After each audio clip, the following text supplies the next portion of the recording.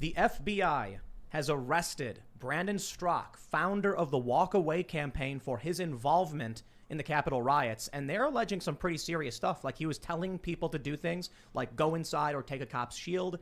And there's even a tweet I remember seeing myself where Brandon said he tweeted that patriots at the Capitol hold the period line. And I saw him tweet that. Well, I didn't know exactly what it was about, but here we go. FBI has made the arrest. We got a bunch of crazy stories, so we'll go through this. But the craziest thing about it, he was turned in by a relative, according to the FBI affidavit. The witness who handed over the evidence claims to be a relative of Brandon Straka. Welcome, my friends, to the great culture revolution here in the United States, where kids are turning in their parents. We got a couple stories about that. We'll rehash just a little bit, and there's some nuance in these stories. We've also got a story out of Canada. They've apparently voted to label the Proud Boys a terrorist entity. Whether or not that actually means anything is yet to be determined. I know a lot of people think it's legit, like it's done. It's not. It's not. They're calling on the government to make it official. So we'll see how that plays out. But I got to tell you, I wouldn't be surprised if here in the U.S. we see something similar. So, you know, there's already, with Democrat control of the House and now essential control of the Senate, I wouldn't be surprised if they play that same game. Now, in less important news, the articles of impeachment have been delivered to the Senate, and there's going to be a trial. And it's kind of funny that we've actually have this one slated for later, like it's not our lead story, because it's just, you know, I got to be honest, it's kind of silly. But and we have another big story too. We have a lot tonight, actually. 100 Politico staffers have written a letter outraged that Ben Shapiro wrote an op-ed. This is how crazy things are getting. So I'll leave the intro at that because we got a ton of stuff. And joining us tonight is Brad Palumbo. Would you like to introduce yourself, Brad? Hey, thanks for having me. It's good to be with you. And who are you? What do you do? So I'm a conservative journalist, Washington Examiner columnist, and podcast host, just like yourself. Right on. So we'll have your opinions, of course. Luke is here. Oh, howdy. We had a fun weekend. We shot a melon that jumped up 6 feet in the air. That was pretty cool. Because you used in the scar. Well, we shouldn't go into too much details about exactly what we were doing, but we had a lot of fun here. We finally got the shirts back up personally that were banned, that I was wearing on this show, that were banned during the show. They're back up on the bestpoliticalshirts.com. And yeah, I mean, it was a great weekend. We finally got the store back up, and we're doing great. And yeah, I'm and very we happy to be here. also finally got the I Am a Gorilla t-shirt approved by YouTube. So now it's pinned and official. And I haven't followed up yet. I know Teespring's been trying to get a hold of me, but I'm seeing a lot of people. And for those that aren't familiar, a lot of people are posting photos of the misprinted I Am a Gorilla shirts where his hands are white and his face is darkened. And okay, well, Teespring assured me that won't happen again. So I guess we should be good. If you want to buy the I Am a Gorilla t-shirt, it should be normal this time. So hopefully. We got Ian chilling. He's wearing glasses. What up, everybody? Coming at you. Who are you? I'm Ian Crossland. No intro. You're gonna make me cuss. Yeah. No, And of course, we got Sour Patch Lids pressing all the buttons. Yes, I push all buttons in the corners. I am proud to say today we have a sponsor. And again, look, guys, I am really, really grateful whenever we do get sponsors because we don't have that many. Okay, these are trying times. And I saw someone already in the chat earlier said that a bunch of the people they follow and listen to have been purged. Yup. Keep track because what they're doing is they've always done this. They go for the smaller accounts first because they make less noise and they pick them off one at a time. If they ban a big channel, it'll be too noisy. So they got to be very careful about how they do this. That being said, I'm eternally grateful because today's sponsor is Virtual Shield. Keep up the pace. Check out surfinginternetsafe.com and you can get 50% off for life for their virtual private network service. This is very, very simple. It's a program that helps make you anonymous on the internet, protects your private data from third-party companies that want to sell your stuff. It protects your information from potentially from the government. I don't want to act like the government are weak when it comes to cybersecurity, but it really, really does help. So again, go to surfinginternetsafe.com. Stay home, stay protected, 50% off. And they say that their VPN service is compatible with all devices and allows you to browse the web safely, securely, and anonymously using their global network of servers and private IPs. They let you browse the web completely anonymously, so the big-name internet service providers and other third parties will not be able to monitor and sell your internet activity. When using Virtual Shield, your traffic is routed through secure and encrypted servers. This means that any restrictions, censorship blocks on your internet are bypassed. Enjoy browsing on a fast, reliable, secure, and always available network. And they say it is completely free for the first 30 days, so that's actually really cool. I'll just give you one last little tidbit, because that's how I explain it to people. when you're surfing the web, you've got your front door open, and like you can walk up. It's kind of convenient. You walk up, the door's right open, right? That kind of doesn't make sense. That you should have some security in certain circumstances. I know maybe it's the middle of the day, you open your door, you get some fresh air, it makes sense. But it makes sense to lock your windows and doors at night. Virtual Shield is a VPN which provides you a basic level of security, and I'm eternally grateful for their sponsorship of the show. So make sure you check out the link in the description below, surfinginternetsafe.com, and you'll get 50% off. So many thanks. And don't forget to go to timcastirl.com, become a member to help support the show directly, so that in the event that we eventually get purged, no time for a break. We will still exist in some form. And we actually have this really great post up right now. It's Alex Jones rating Luke's RV and waking him up. That's not what you think. All right, stop, you dirty-minded people. It is. It's actually really calm. A lot of people who comment on it said it's really cool because it's just like Alex being normal and saying, "Hey, Luke, how you been?" and Luke being like, "Oh, so what's confused, utterly confused." That must have been jarring. No, just waking up. It was dark. There's a history there that hasn't been explained. I might do my own sponsor video on my own site explaining the history there, but it's. But we also in this post have the lost episode, the one that YouTube banned. So it's available there for members. It's also on BitChute, just so you know. But we've made it convenient for all of you. So many thanks to everybody who's become members. We can also see that the I Am a Gorilla T-shirt is available now, finally integrated in YouTube, and you can get it. And hopefully, at this point, everybody's getting the corrected versions. And I guess we'll call the misprint one what it is, a misprint that we did not sanction or endorse. And if you got it, well, and congratulations. But let's just jump to the first story. Man, this is nuts. I was sitting on my couch and I saw a tweet. Brandon Strzok, who's been on the show several times, has been arrested by the FBI. We have this local news outlet, KETV7 Omaha, says, Omaha FBI agents arrest founder of Walkaway campaign for actions during U.S. Capitol attack. They say Brandon Strzok, 44, was arrested Monday by agents from the FBI Omaha field office. Strzok faces charges of impeding a law enforcement officer during civil disorder, knowingly entering and remaining on restricted grounds without lawful authority, and or engaging in disorderly conduct within proximity to a restricted building to impede official functions, and engaging in disorderly conduct with intent to disturb a hearing before Congress. Court documents show that officials were tipped off about Strzok posting a video near the Capitol entrance shouting, "Go, go." The video was later removed, and officials said they could not find any video or posts on his Twitter page relating to his actions at the Capitol. However, the FBI was sent multiple screenshots. These screenshots reportedly reveal that Strzok made the following comments on Twitter, saying, quote, "Patriots at the Capitol, hold the line." Quote, "I arrived at the Capitol a few hours ago as patriots were storming from all sides. I was quite close to entering myself as police began tear gassing us from the door. I inhaled tear gas and got in my eyes. Patriots began exiting shortly after saying Congress had been cleared." He goes on to say he was confused. For 6 to 8 weeks, everybody on the right was saying 1776, and that if Congress moves forward, it will mean a revolution. So Congress moves forward, patriots storm the Capitol. Now everyone is virtue signaling their embarrassment that this happened. I think that quote right there is a really good example of what happens when you're in an echo chamber. As if anybody thought that going inside a building and physically standing there was going to change the government overnight. Just definitely not the case. But the more important points I'll make right here. They say, according to documents, one video showed an officer from the U.S. Capitol Police holding a protective shield. As individuals pushed past the officer toward the entrance of the U.S. Capitol, the officer held his shield up in the air. The report states, according to documents, Strzok is heard shouting, "Take it away from him." And others in the crowd then yelled, "Take the shield." As several people in the crowd grabbed the officer's shield, Strzok yelled, "Take it, take it." Officials learned that Strzok was a self-described former liberal and the founder of the Walkaway campaign. Now, here's where it gets crazy. I've got here the FBI affidavit. They say the FBI received multiple tips referencing the video of Strzok at the U.S. Capitol, including a tip from Witness 1. I interviewed Witness 1 on January 13th. Witness 1 stated she was a relative of Strzok. Now, everything else we've heard, for the most part, accusations were made, videos were sent. And I'll also point out, this is probably why Facebook banned Walkaway and all of the people involved. See, I don't think any of us actually saw those videos unless you had been following Walkaway. I wasn't. So when I heard that they banned the entirety of Walkaway, I was like, whoa, that's nuts. Now, if they're saying he was posting these videos of himself storming the Capitol, it's not surprising at all. But I think the bigger issue here is, for one, we got the news. That's it. Founder of Walkaway arrested. Relative turned him in. I mean, play stupid games, win stupid prizes. So I don't know why anyone went near this mess at the Capitol. They were never going to accomplish anything. They were never going to stop the certification of the vote. I mean, that ship sailed a long time ago. For a few hours they did.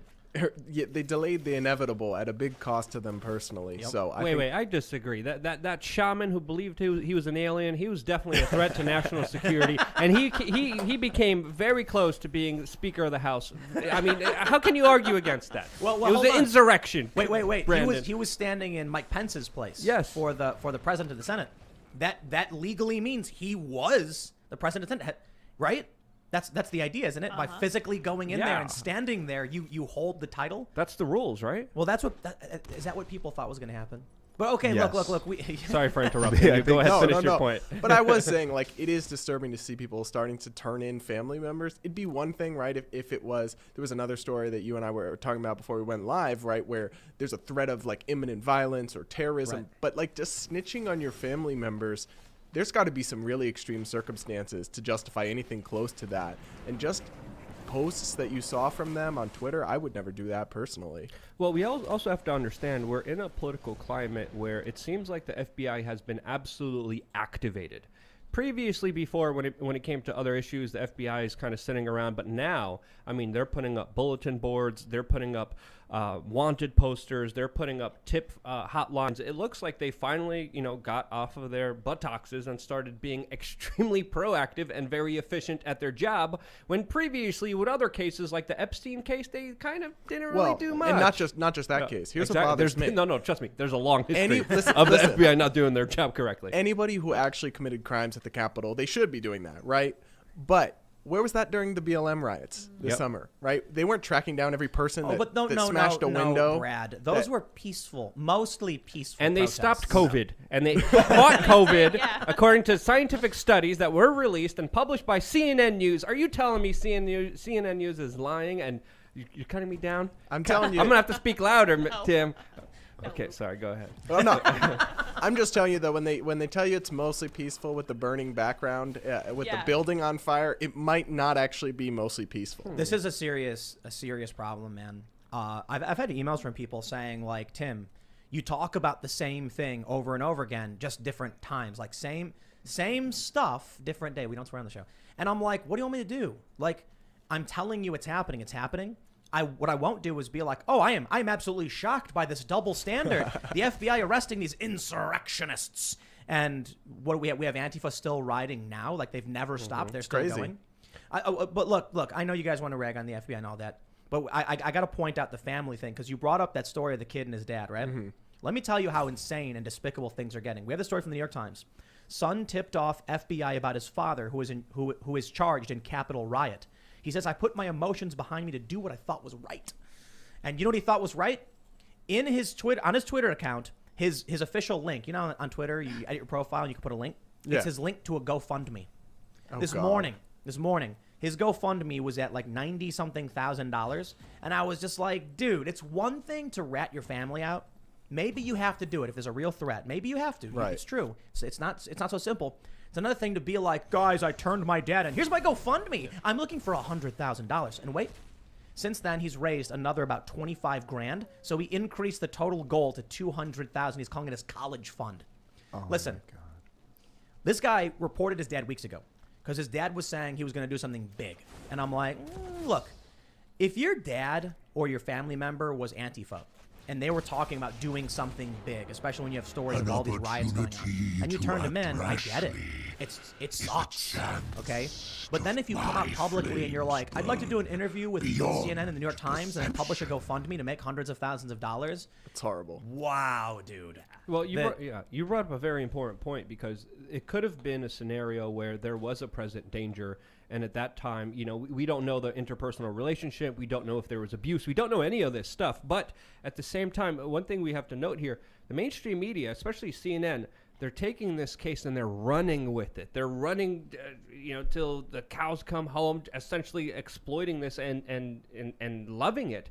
And they're running with it as a headline story. And this is where he even wrote in his own description, he's like, I'm getting so much support after my CNN interview. I might not have a home to live in, but it seems like he's getting some. You can buy a support home from, now. from That's some the people. most Exactly. dysfunctional incentive structure, though. You're setting up with these like resist bucks. I mean, this is what they did with Claudia Conway, right? Yeah. That she was willing to drag her dad, her mom rather, on Twitter for working for the president, and so like the New York Times had a glowing profile of her, and they started constantly sharing her and promoting her and turning her into a TikTok star. And it's like, I don't think we should be incentivizing with money young people to do this kind of thing and sell out their family. Unless you're a commie and you want the culture evolution, then you're Yikes. cheering and jumping up and down and clapping for it, happy. But wait, I thought they didn't believe in incentivizing people with money.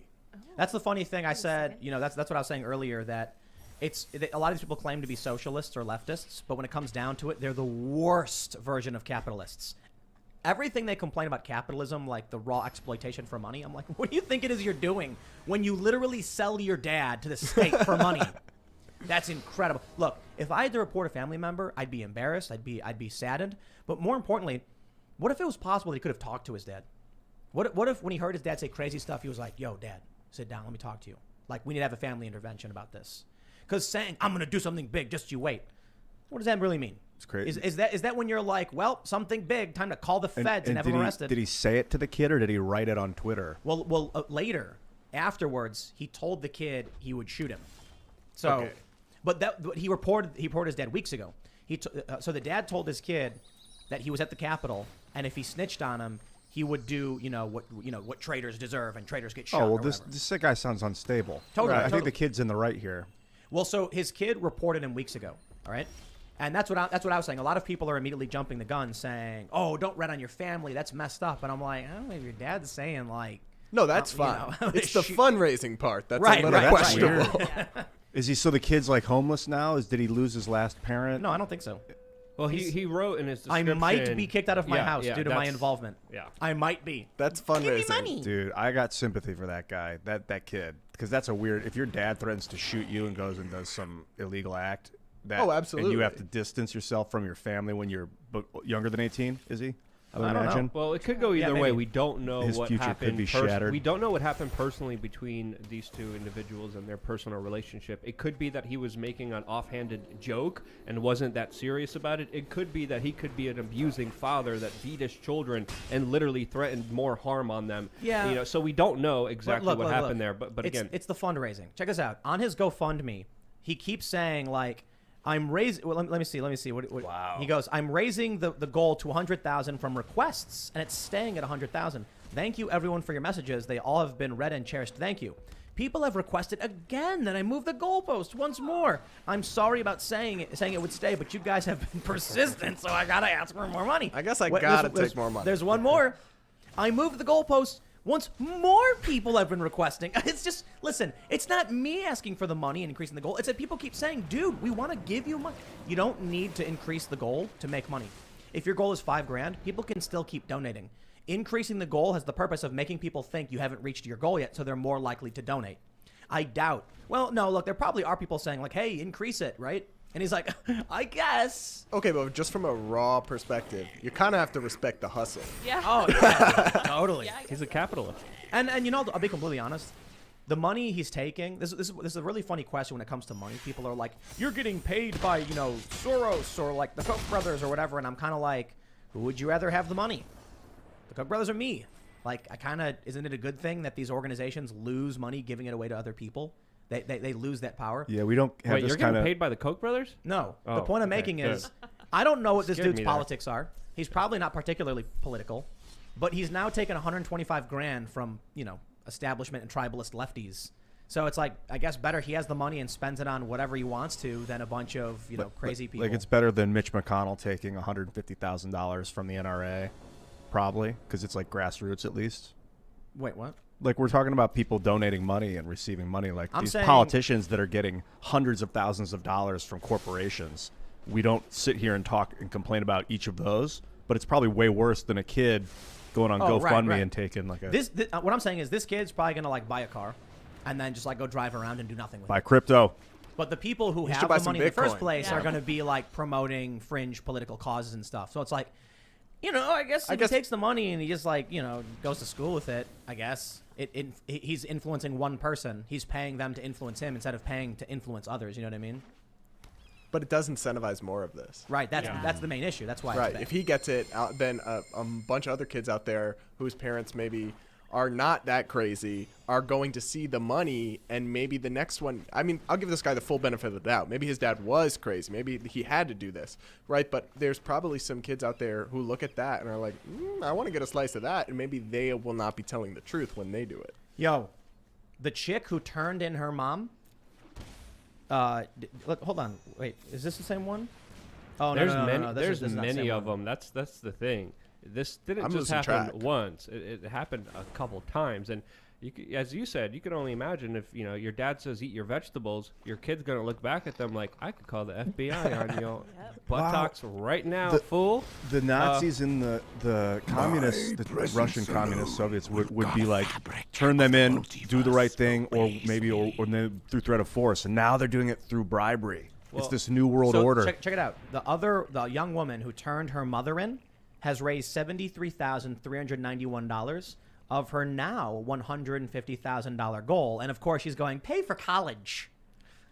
Well, to be fair, Biden's going to take a lot of that money with his new tax plan. Oh, definitely. And then college. I mean, well, they're going to get their student loans all canceled anyway. I'm going to tell you my hard prediction. I think these two people are going to go to jail, or the kids. Yeah. Maybe not jail. Maybe it's a little harsh. I think because what people don't realize, I've heard this story a lot. When people get an internet windfall and they think the money is free and they don't pay taxes on it. And the IRS comes a knocking and they end up owing the IRS a ton of money.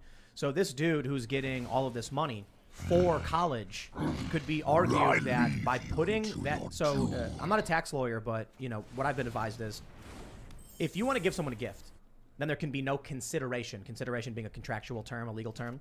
So if I said like, here you are, Luke, 1 gorilla for free, and you can do whatever you want with it, then that's a gift. But if I say this gorilla is 4X, it's no longer a gift. It depends, though. You could argue that paying someone's medical bills or college could constitute a gift. But we saw this. I don't know if you guys remember when Occupy organized that big debt payoff where they were like buying people's medical debt. People were getting tax bills because of it. Mm-hmm. Because paying off someone's debt is giving them money. And then depending on what the money was for, if there was a consideration involved, like I'm going to give you money, but it can only be used for this, then the person has to pay taxes on it. A gift can have no strings attached. Well, right now with COVID, people are getting tax bills for their stimulus checks and their expanded unemployment benefits. Wow. That's crazy that unemployment is a tax. You pay unemployment tax to cover the unemployment, then they pay it out to you, but then they tax it. Yeah. So it's already a tax. Why and to spend it, you pay sales tax. To earn it, you pay income tax. To just keep your property, you pay property tax. I mean, it's multiplied a million times over. At the gun store we went to, on the receipt, when it said taxes, it said taxation is theft. Oh, did it really? Yeah, so you got to check your receipt. You'd love to see it. Yeah. So, I mean, there's local businesses that are hit either way. I mean, you brought up an important point. I mean, they tax almost – there's so many aspects of life are taxed. You receive money, you get taxed. You spend money, you get taxed. And then you got to pay taxes on top of those taxes, on top of other taxes. It's just utterly but hold insane. on. This is why what a lot of these lefties don't understand is that lowering the tax rate can actually increase tax revenue. Oh, yeah. Because if the dollar, if I have $1 and we spread it around this table, by the time the dollar is done being traded, the government has all of it. But if you raise the taxes to a point where I can't even afford to spend it, then I just hold the dollar. Well, and the also has none of it. High taxes discourage economic activity, right? If the top rate is 90%, like AOC's dream, right? People aren't going to work to earn those extra dollars once they hit that bracket, and then there's less overall revenue from that too. I disagree. You're right, but they just do clever. It's a rich people's game. Once they get to that point, they're just like they just buy other things that don't get taxed. They just open rate. up a charity, and that's one of the biggest scams out there. Just like Bill Gates, who said he's going to give all of his money away to charity, and then tripled his wealth somehow. And those Panama Papers didn't get enough attention. Did you guys pay attention to those when they dropped the papers? Oh yeah, didn't the person who leaked it die or something? Oh my God, I don't know. But all these really wealthy people have bank accounts in Panama. Celebrities or thereabouts. Yeah. I know one of Putin's best friends has tons of money there. He's like the musician guy. I mean, that's like the elephant in the room with this economy. It's rich people have the means and the ability and the legal power, and they get away with it. Are you like a tax lawyer? No. I mean, you're not a lawyer, but no, but I report on economics and write about economics, and that's been one of the most interesting things about COVID and the big response. Like the Federal Reserve printed trillions of dollars, essentially. A lot of it went to big corporations. A lot of the Paycheck Protection Program, which was supposed to help small businesses, went to big corporations. This happens all the time with government. This is why the swamp is actually one of the truest things Trump ever said. Yep. Right? In Washington, even the progressive legislators get called by all the big companies every day and get tons of money from them and make sure that the big bill doesn't hurt their bottom line. It's all like that. There's a study where they say something like public opinion has zero impact on public policy, and the opinions of major corporations and the wealthy impacts almost exclusively. Makes sense. Why is a politician going to be worried about? Well, I think the internet has changed things though, because it used to be that you needed the money to get to run the ads. Now it's the Twitter game. It's AOC goes on Twitter and she starts ranting about the Republicans and like how they're evil and stuff like that, and then she gets more and more followers, and people love to hate. They love to be angry. They want to feel their anger is justified. Well, that's the impulse that gathers your attention the most. So there have been many clinical studies, and if you could make someone fearful and scared, those are the incentives to make people click more than anything else out there in the internet. And a lot of these news companies, a lot of these big tech companies know this, and they need to keep people on their platforms. They need to keep people, engaged as much as they can. So they hit this fear. What is it? Fight or flight instincts all the time, and our emotional systems are hyperbolically just going insane after being induced into so much of this kind of casino gamified informational warfare that's blasted in your face. Well, let's jump into the next story then, because this is perfect. We have this from globalnews.ca. MPs unanimously agree to urge feds to designate Proud Boys a terrorist entity. So I see a lot of tweets from people saying like Canada just declared the Proud Boys were terrorists. Well, politically, the MPs kind of did, but there's been no official declaration from their federal government. They say, members of Canada's parliament have agreed to call on the federal Liberal government to formally designate the Proud Boys a terrorist entity. The motion, introduced by NDP leader Jagmeet Singh, passed with unanimous consent in the House of Commons on Monday. The motion calls upon the government to use all available tools to address the proliferation of white supremacists and hate groups, starting with the immediate designating the Proud Boys as a terrorist entity. The NDP has for weeks been calling on Trudeau and the Liberals to ban the Proud Boys and designate the group a terrorist organization. The move comes after thousands of supporters of President Trump stormed the Capitol. Yeah, we get it. Members of the Proud Boys were reportedly present during the riot. Isn't Joe Biggs a Proud Boy? I think so. Yeah, I don't know much. I think he is, but he got arrested. He got arrested, so they were there. And Enrique Tarrio was supposed to be there, but he got arrested, and they kicked him out of D.C. The federal government said it is considering designating the group as a terrorist entity. As Minister Blair has said, we strongly denounce ideologically motivated extremists, including groups like the Proud Boys, white supremacists, anti-Semitics, Islamophobic, and misogynist groups. Mary Liz Power, a spokesperson for public safety, Minister Bill Blair told the Global News earlier this month, intolerance and hate have no place in our society. Think about what this means. How often do we see the Proud Boys go around and actually smash things up and destroy things and cause violence? Not really. It happens sometimes. Rarely, though. How often do we see it from Antifa? Designated It just happened Antifa. last night in Portland. Yes. It just happened last night. Tacoma. Yeah, Tacoma, Washington. Yep. Smashing up windows. And just when Joe Biden got inaugurated, they smashed up the Democrat headquarters, windows and everything, and destroyed it. And where's the FBI? I know in Canada, this is Canada we're talking about with the Proud Boys, but let's just talk about Antifa in general, because Antifa operates in Canada. Mm-hmm. They're in the Pacific Northwest, so they go up and down all the time. Do the Proud Boys even operate in Canada? I don't even know if they had have a branch there personally, to be honest with you. It's remarkable. They're trying to claim... Like, what did they do in Canada? I think the goal is they're desperately trying to redefine what white supremacy means, and I think they've succeeded. There's no point in calling out the double standard. Okay, it's like all the time that conservatives are like, there's a double standard, it's obvious. Yeah, dude, no duh. The left knows this, they don't care, and you saying something does literally nothing because they're not going to stop. Now they're at the point where they've redefined white supremacy. White supremacy is totally redefined in media, and now, because they've redefined it, they can now claim the Proud Boys are white supremacists, even though their chair is literally not white. From what I understand about the Proud Boys, there's a lot of things not to like about the group, but racism and white supremacy is not one of them. Yeah. Right, but the real concern, too, is that when they're designating things terrorist groups, that's a precursor to infringing civil liberties. That's a justification for surveillance, for limiting speech.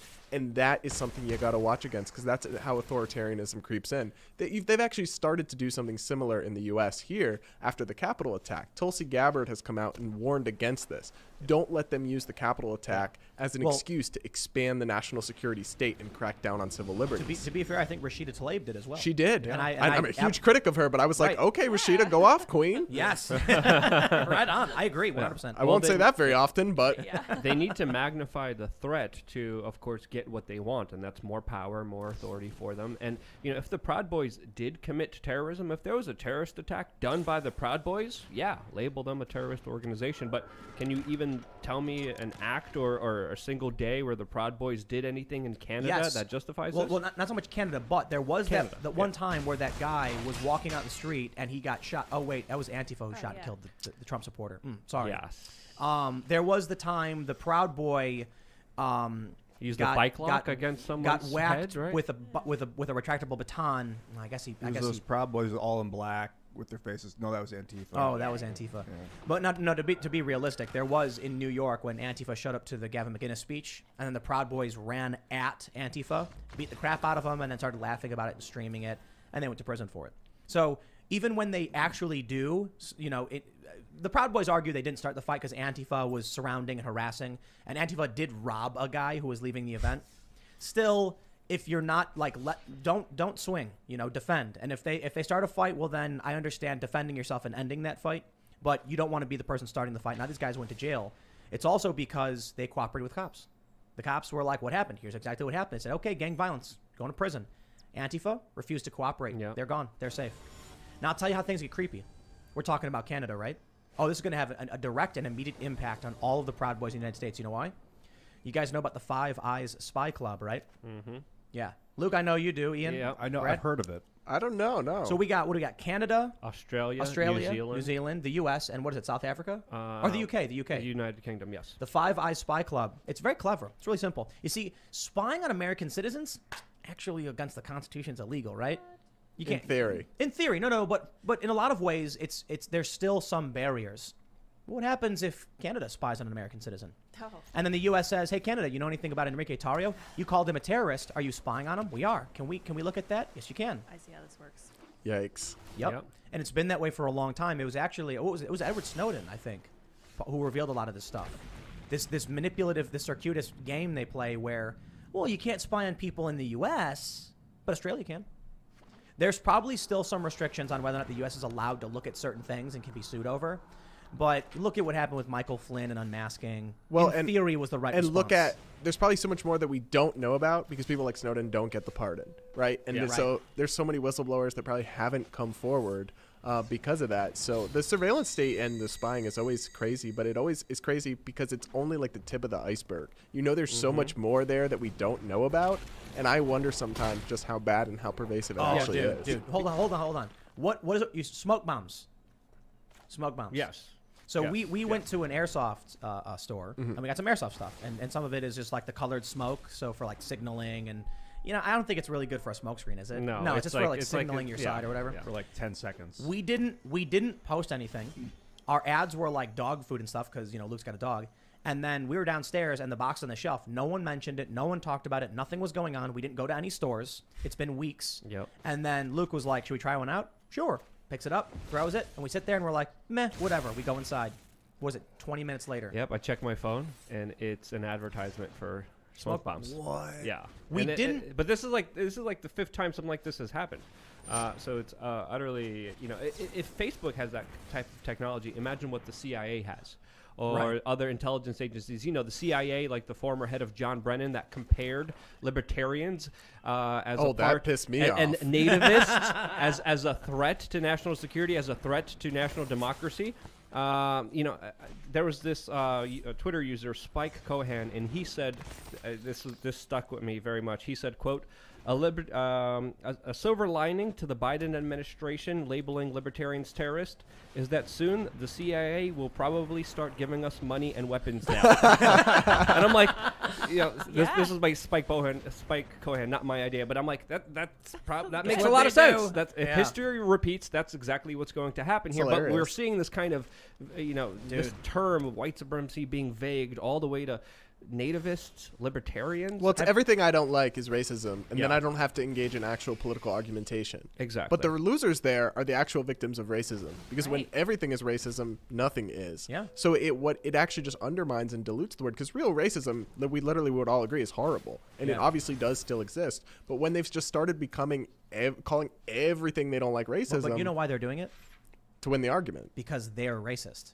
Well, No, but seriously.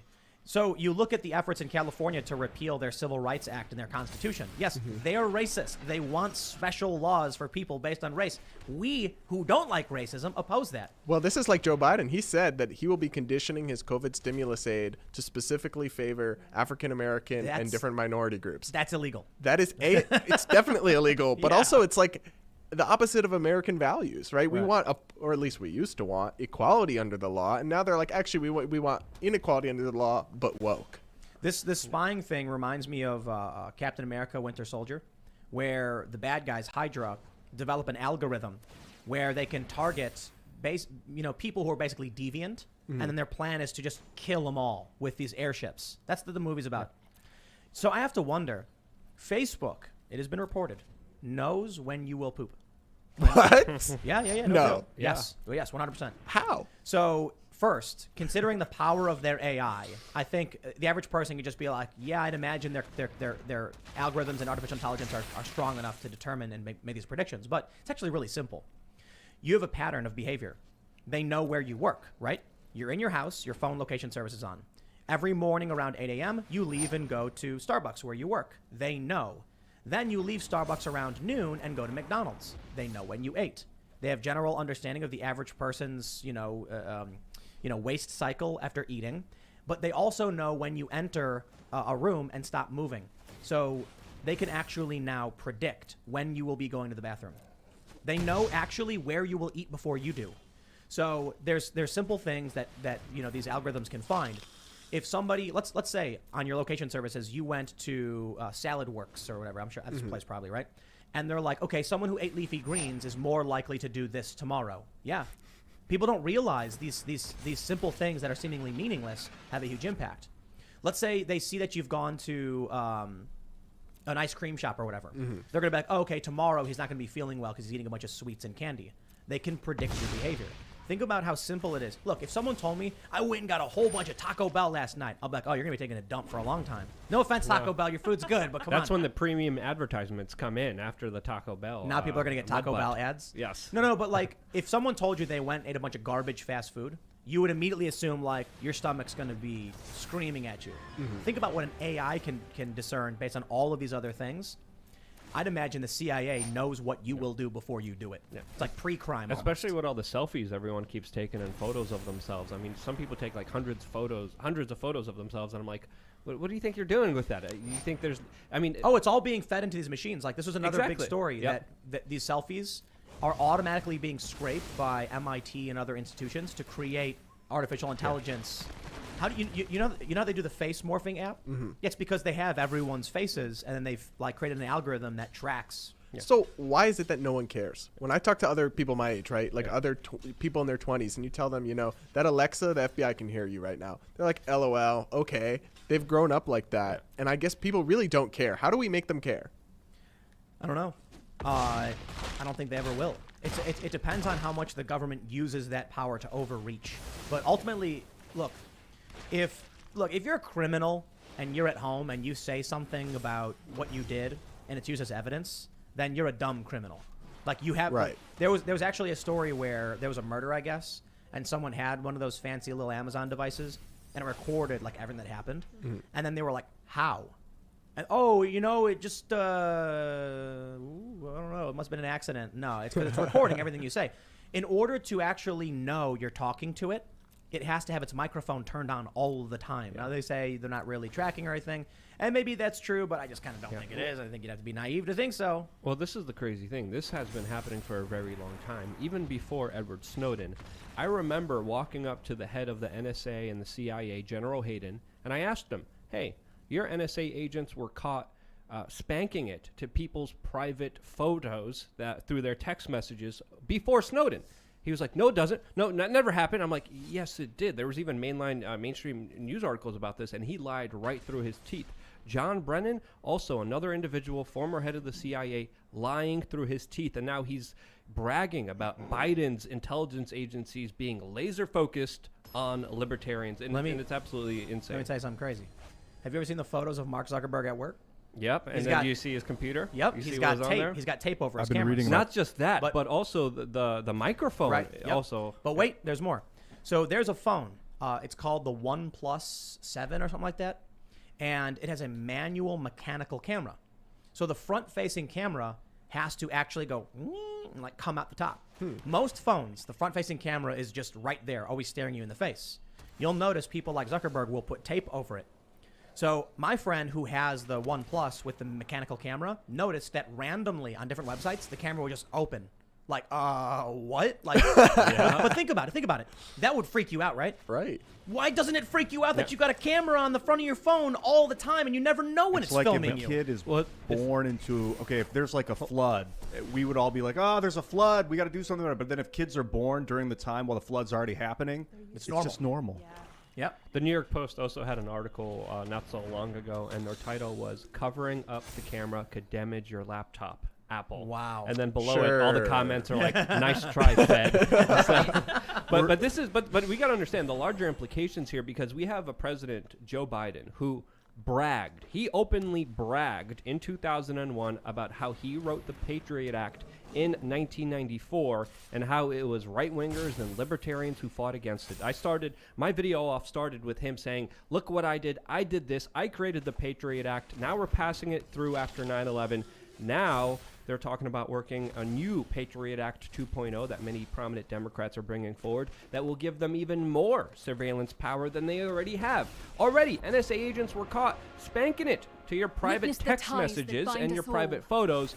Now they want even more. I mean, what's next? Literally taking your girlfriend and doing. Oh God. Yeah. I mean, what's next? What is next? Seriously. The thing is, though, when they get these powers, they say it's for one thing and then they do it for another thing. So with the Patriot Act, they said it was for terrorism. You look back at the data, I don't know exactly. It's like 97% drug cases. Yeah. So they get these powers in the name of terrorism or whatever they label it, and that probably, at least in 9/11, sure was a real thing. But then they know that they're going to use these powers for all sorts of things to just screw over the little guy. As they literally finance the terrorist. Right. Literally. So it's like, how can I trust the guys that are shipping in Toyota trucks all the latest ammunitions, all the latest night vision gear, all the latest armory equipment possibly to ISIS, Al-Qaeda, and Al-Nusra, telling me that they're fighting terrorism and I need to give up my freedoms because of Al-Qaeda, Al-Nusra, and ISIS that they're funding. But you have to admit, it was really funny to see ISIS driving around in that truck with the Detroit plumbers phone number on it. You ever see that? No.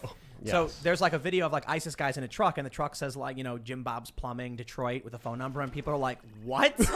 How did that happen? Yeah. And they're like, oh, it's because, the U.S. is sending it over there. Yeah, we were also talking about getting a 50 cal, and I was actually looking at the history of the Beretta 50 cal, and it became prominent because the CIA bought it and were literally giving it to Al-Qaeda to fight the Russians. Oh, God. Like yes. handgun 50 cal. No. The 50 cal. The 50 cal. Isn't a Desert Eagle 50 caliber? No. We're talking about the like anti-material, anti-tank guns. That one specifically that we're thinking about. I'm purchasing. reading a little bit about spy satellites. There's been some great leap forward in the Great Leap Forward. Was that a communist Mao thing? Yes, the Great that Leap was in Forward. So China. there's been some great leaps forward in spy satellite tech. They have this thing called the Capella 2, which can use radio beams to pulse through your building and measure energy inside the building. They say that you can't actually record people inside their building yet, but they may have been measuring your smoke bombs outside and been like, oh, so they heard you on the Amazon machine. Your phone was triangulating that you were at the airsoft store, and then radio telescopes are seeing the smoke clouds. I don't think they'll do all that to sell an ad. I don't think they would either, lasers. but I don't think they wouldn't. They have lasers that they can point at a window, and then the words you say vibrate on the glass, and they can listen. Yeah, I've heard that they can listen through your house from space. Yep. Well, I don't know about from space. Maybe. I wouldn't be surprised. Like, you have to imagine the stuff we know about is nothing compared to what they actually This is have. the stuff they finally revealed in December of 2020. But also think about, like, we're talking about what Facebook can do.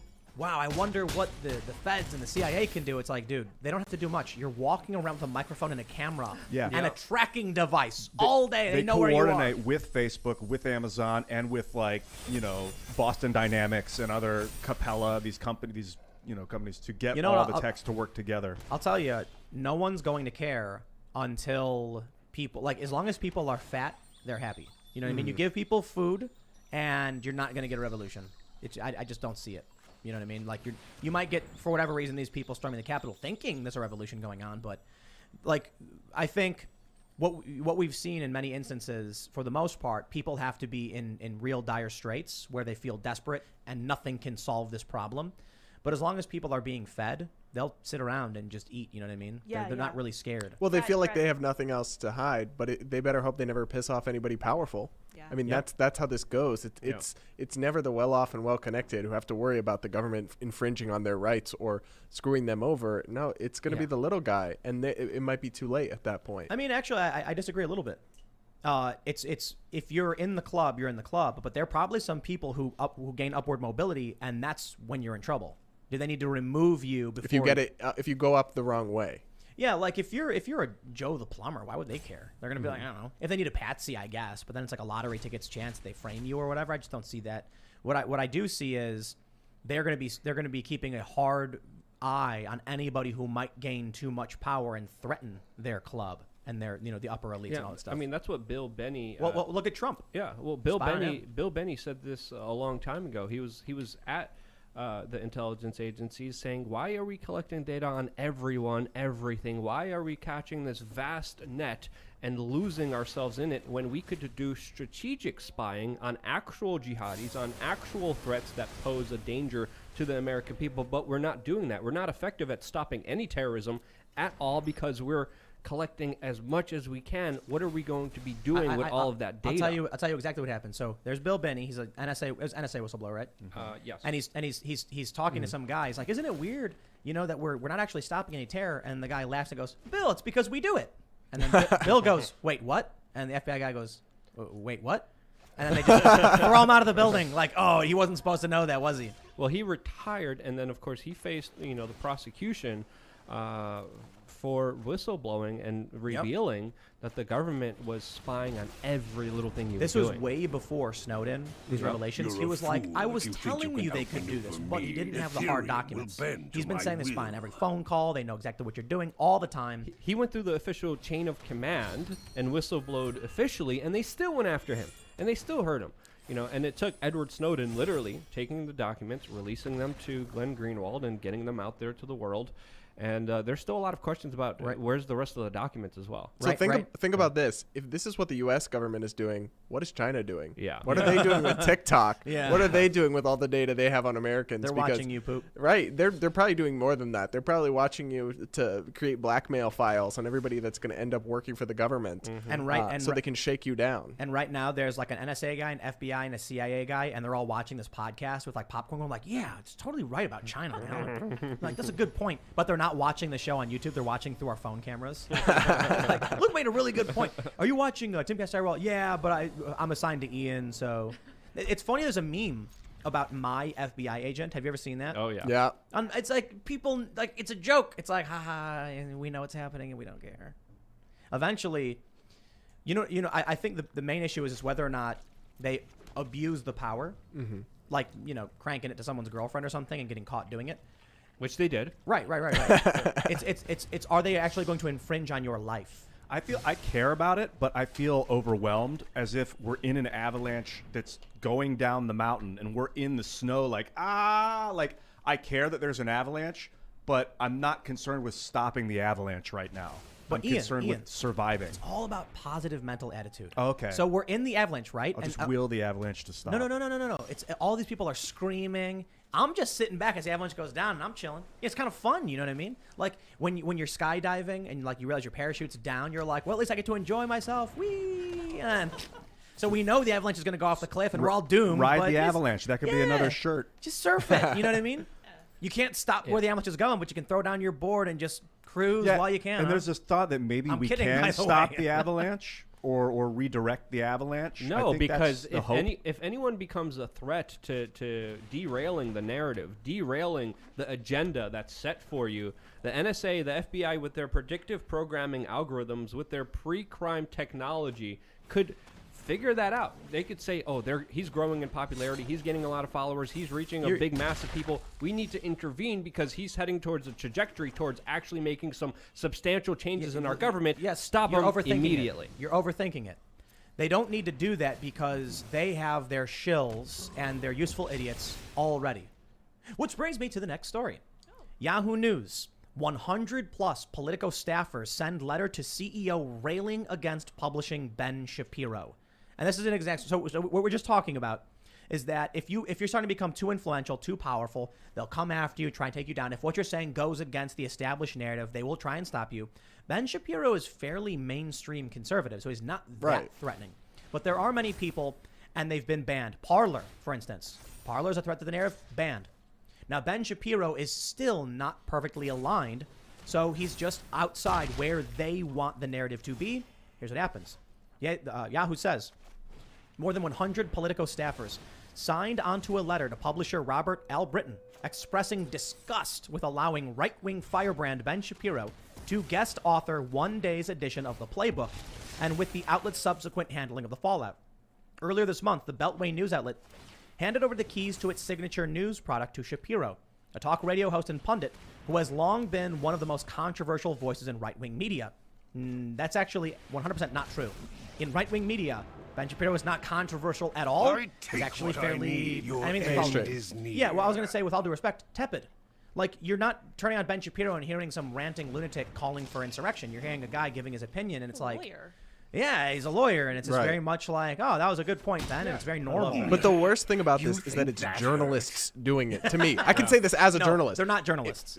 Okay, they're people who call themselves journalists. And if you're a journalist and you don't believe in open debate and free speech, and you think other people's ideas make you unsafe, right? You are not a journalist. Learn to code. Do something else, because you do not belong in this. Look, I'm going to get banned for that. But it's seriously, it's sick. I mean, these people have come to see ostensibly neutral outlets. Like, Politico is not supposed to be a left-wing thing. It's not supposed to be Jacobin, right? As their zones where even just a momentary one-day intervention of a conservative voice violates their safe space, makes them feel betrayed by the institution they work for. That is diagnostic of a sick mentality. Well, here's what they say. According to multiple Politico insiders familiar with the situation, the letter to Albritton criticized the decision to publish Shapiro, claiming it had demoralized a substantial portion of the newsroom, but also railed against the response to criticism offered by editor-in-chief Matt Kaminsky. It's an internal matter and will be handled as such, a political spokesperson told the Daily Beast. During a combative meeting on January 14th, the day of Shapiro's publication, the top editor defended the editorial decision to irate staffers by claiming, mischief-making has always been a part of Politico's secret sauce. We were an upstart. Some of that sensibility is always going to be a part of this publication. The staff letter sent last week to Albritton maintained that Kaminsky had not appropriately apologized for his responses, additionally referencing an email he sent to staff on January 15th, which was obtained and reviewed by the Daily Beast.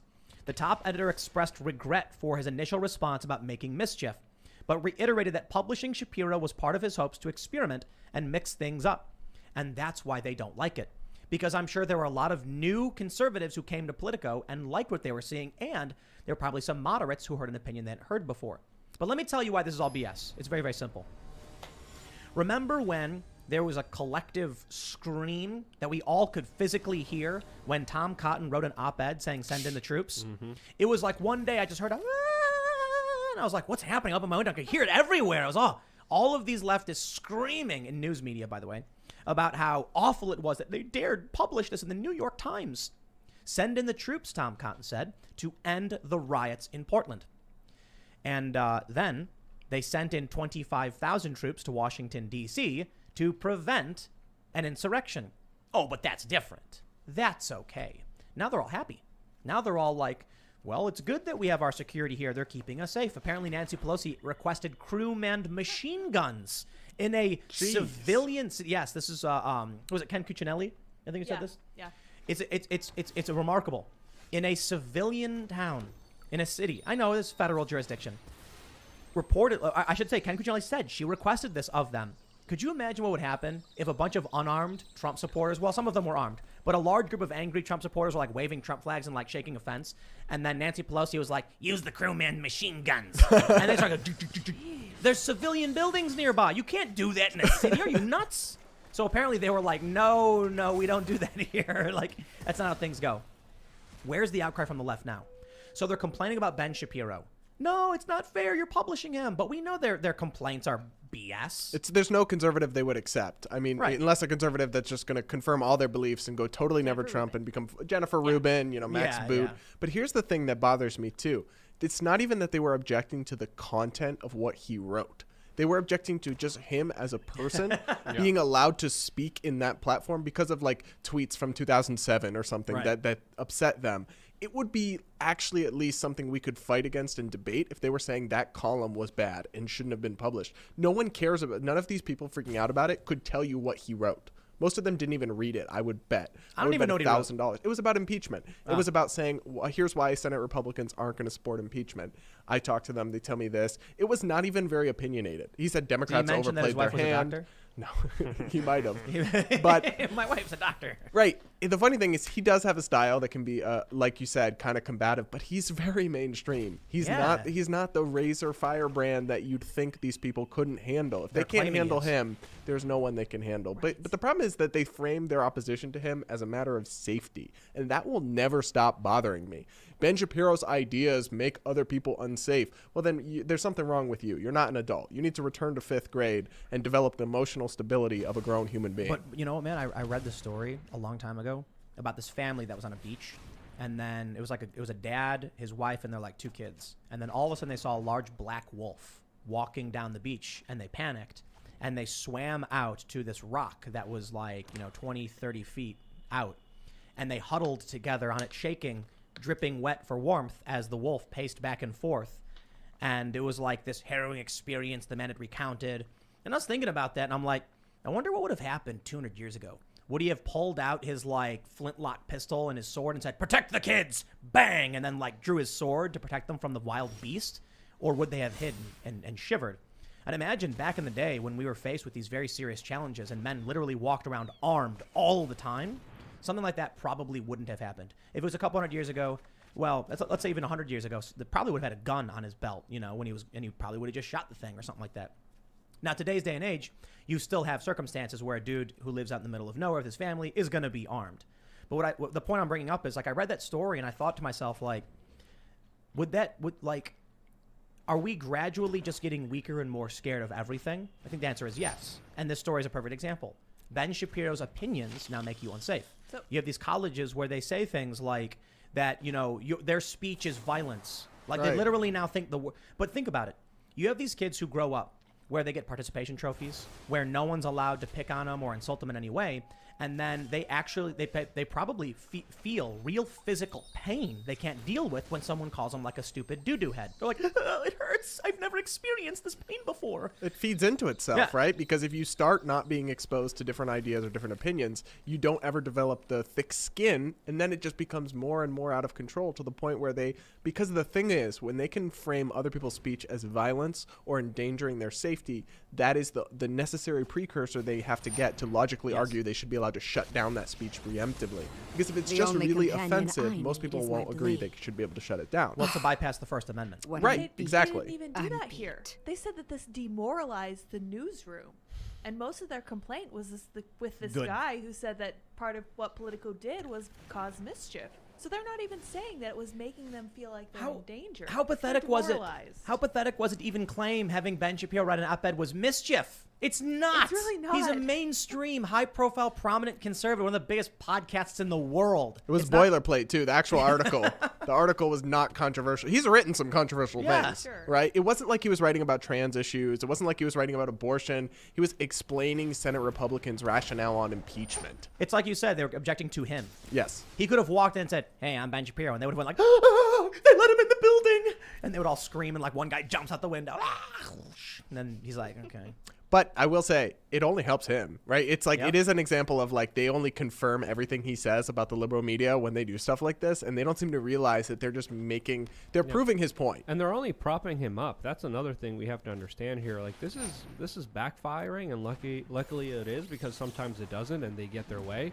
But we can't give our way to these people that are, I think, clinically insane. I mean, if you're at a point in life where hearing words makes you feel pain, what's wrong with you? And again, I keep reminding people, one of the most important powers you have as a human being is the power of your reaction. I gotta add to this, just to say I'm not a long time gun person. I always tell this story. In January of last year, I was like, I don't want any guns in my house. Now we got a bunch. Luke's talking about buying a 50 cal, and I was like, yeah, okay. So we like guns. And I remember seeing that story from the journalist who claimed he got PTSD from firing an AR-15. Mm-hmm. You ever seen? Sorry. Yeah. Who did he write with? I think it was ABC. I'm not sure. He fired an AR, and I bet it was probably like 5.56. Yeah. And he claimed that he got PTSD from shooting it. He could feel the shock wave, and it hurt his arm and all that. And I'm like, here's what's funny, because it's something I didn't understand until I actually experienced it. Game load for a shotgun when you're hunting turkeys has more recoil, is a bigger explosion than an AR-15. So when we went to the range and we had bird shot, I'm like, man, you can feel that bird shot. And then when you're firing the AR, it's like actually not that much at all relative. So if this guy is getting PTSD from an AR-15, complaining it's like it's a weapon of war and he was traumatized from it, I'm like, well, heaven forbid you have to hunt a turkey. It was like, wow. It was the Daily News. The title was, "What is it like to fire an AR-15? It's horrifying, menacing, and very, very loud." In 2016. By Gersh Kunstman. Fittingly named. It's 2016, and the first headline here, it says, "It felt to me like a bazooka and sounded like a cannon." He said the explosions, loud like a bomb, gave me a temporary form of PTSD. For at least an hour after firing the gun just a few times, I was anxious and irritable. That's kind of offensive to PTSD victims. Yes, right? Very much so. My favorite image that people have posted on this as a meme is a little girl with a pink shotgun shooting. She's great. I think she has her own YouTube channel? Instagram page where when she does competitive shooting. I was thinking. Oh, wait. Look, there was an update on the story. It says, many people have objected to my use of the term PTSD in the above story. The use of this term was in no way meant to conflate my very temporary anxiety with the very real condition experienced by many of our brave men and women in uniform. I regret the inarticulate use of the term to describe my in-the-moment impression of the gun's firepower and apologize for it. I have also posted a follow-up piece here. Oh, did he? That's exactly what it meant. He says, that's not what I meant. That's exactly what it meant. He was terrified. To gun lovers, you can't even have an opinion on assault rifles unless it's theirs. Here's the proof. Bro. He says the gun debate is over. When's this article from? It's from June 15, 2016. In all my years in journalism, coming up on 30, I have never received so much angry mail as I did after yesterday's story. What it's like to fire an AR-15. Bro, it's because you take a turkey hunting... Listen, if you were hunting pheasants or squirrels, there would be a bigger recoil than your AR-15. That's the craziest thing. I've asked all these dudes who are like, we're at the range, and I'm like, what do you think? And they're like, that guy's nuts. Like, what's the weakest possible interpretation of using a gun? Hunting squirrel. And he's gonna have like game load or birdshot, and it's gonna be facing more pain But it's from like that. he's untrained too, so it's like what it's like to hit a baseball that's being thrown 100 miles an hour. From someone that's untrained, it's going to be terrifying. They might get hit by the ball. It might break their. Ian, can we take you shooting? Yeah, sure. Let's go this weekend. And I think Ian's there's a big been shooting. He fired the 410 out of the governor. Blasted his heart we went out with together. it. Yes. You fired the shotgun shells, right? Yeah. So it's not like a big shotgun shell, but 410 bore out of the revolver. It's pretty big. I'd say it's way. I thought it was going to be way more kickback than what it was. If you're prepared for it and you have a grip and you're focused, it's not. It's very. Doesn't this tell you how out of touch journalists are with the people they cover? It would be so interesting to go into one of these newsrooms and actually, if you could get them to be honest, right? The Daily News, the New York Times, how many people own a gun and actually know the true answer to that? How many voted for a Republican? Maybe there's like a janitor there, like you know what I mean. To see how many of you go to church. How many of you are pro-life? Any of these issues where it's like the public is split, but the institutions that cover them are so dominated by one side, how can anyone think, even if they were well-intentioned, which I don't really believe anymore, even if they were well-intentioned, I don't see how they could cover a population like that the funny thing is they say this and they acknowledge this in terms of diversity on the skin surface level. They're saying a newsroom with no black people can't cover America fairly, which maybe that's not true, but they at least acknowledge it in that capacity. They don't acknowledge the same thing for actual ideas and actual perspectives and experiences. You reminded me of that Huffington Post picture where they took a photo of their editorial board when one day it was all women. And it was just a whole bunch of white women. And everyone's like, look at how diverse we are. And I'm like, wait, what are you talking about? They said it was something like, what do you notice about our boardroom? Yeah. And it was like a bunch of women. It was all women. And then someone was like, it's all white people. They're like, Huffington Post doesn't hire black people. And then they had to like apologize or something. Oh, wait, actually, that reminds me of something. Huffington Post Opinion, I think it was, actually publicly they released, so I used to pitch op-eds in a job that I was in, and the editor there released like data about the percentage of minority authors we published, the percentage of trans authors that we published, and they promised to do better next year. They're like, we will actively ensure that we publish more black people, more trans people, and it's like, so you're just openly admitting that you're not going to publish the best articles. You're going to ask people, so are you trans, by the way? I need to know so I can know whether to run this or not. This is a really great op-ed, but who do you like banging? Right. Can you publish my opinion? I don't know. Do you like dick or do you like... Like the equality of outcome versus the equality of opportunity. So like if they publish more people that created a love of all humans to work together, as opposed to published more black people and more women that maybe would even cause diversion, cause, what would you call it? Like hate. I can't even think of the word because I don't like it in my lexicon. Yeah, division.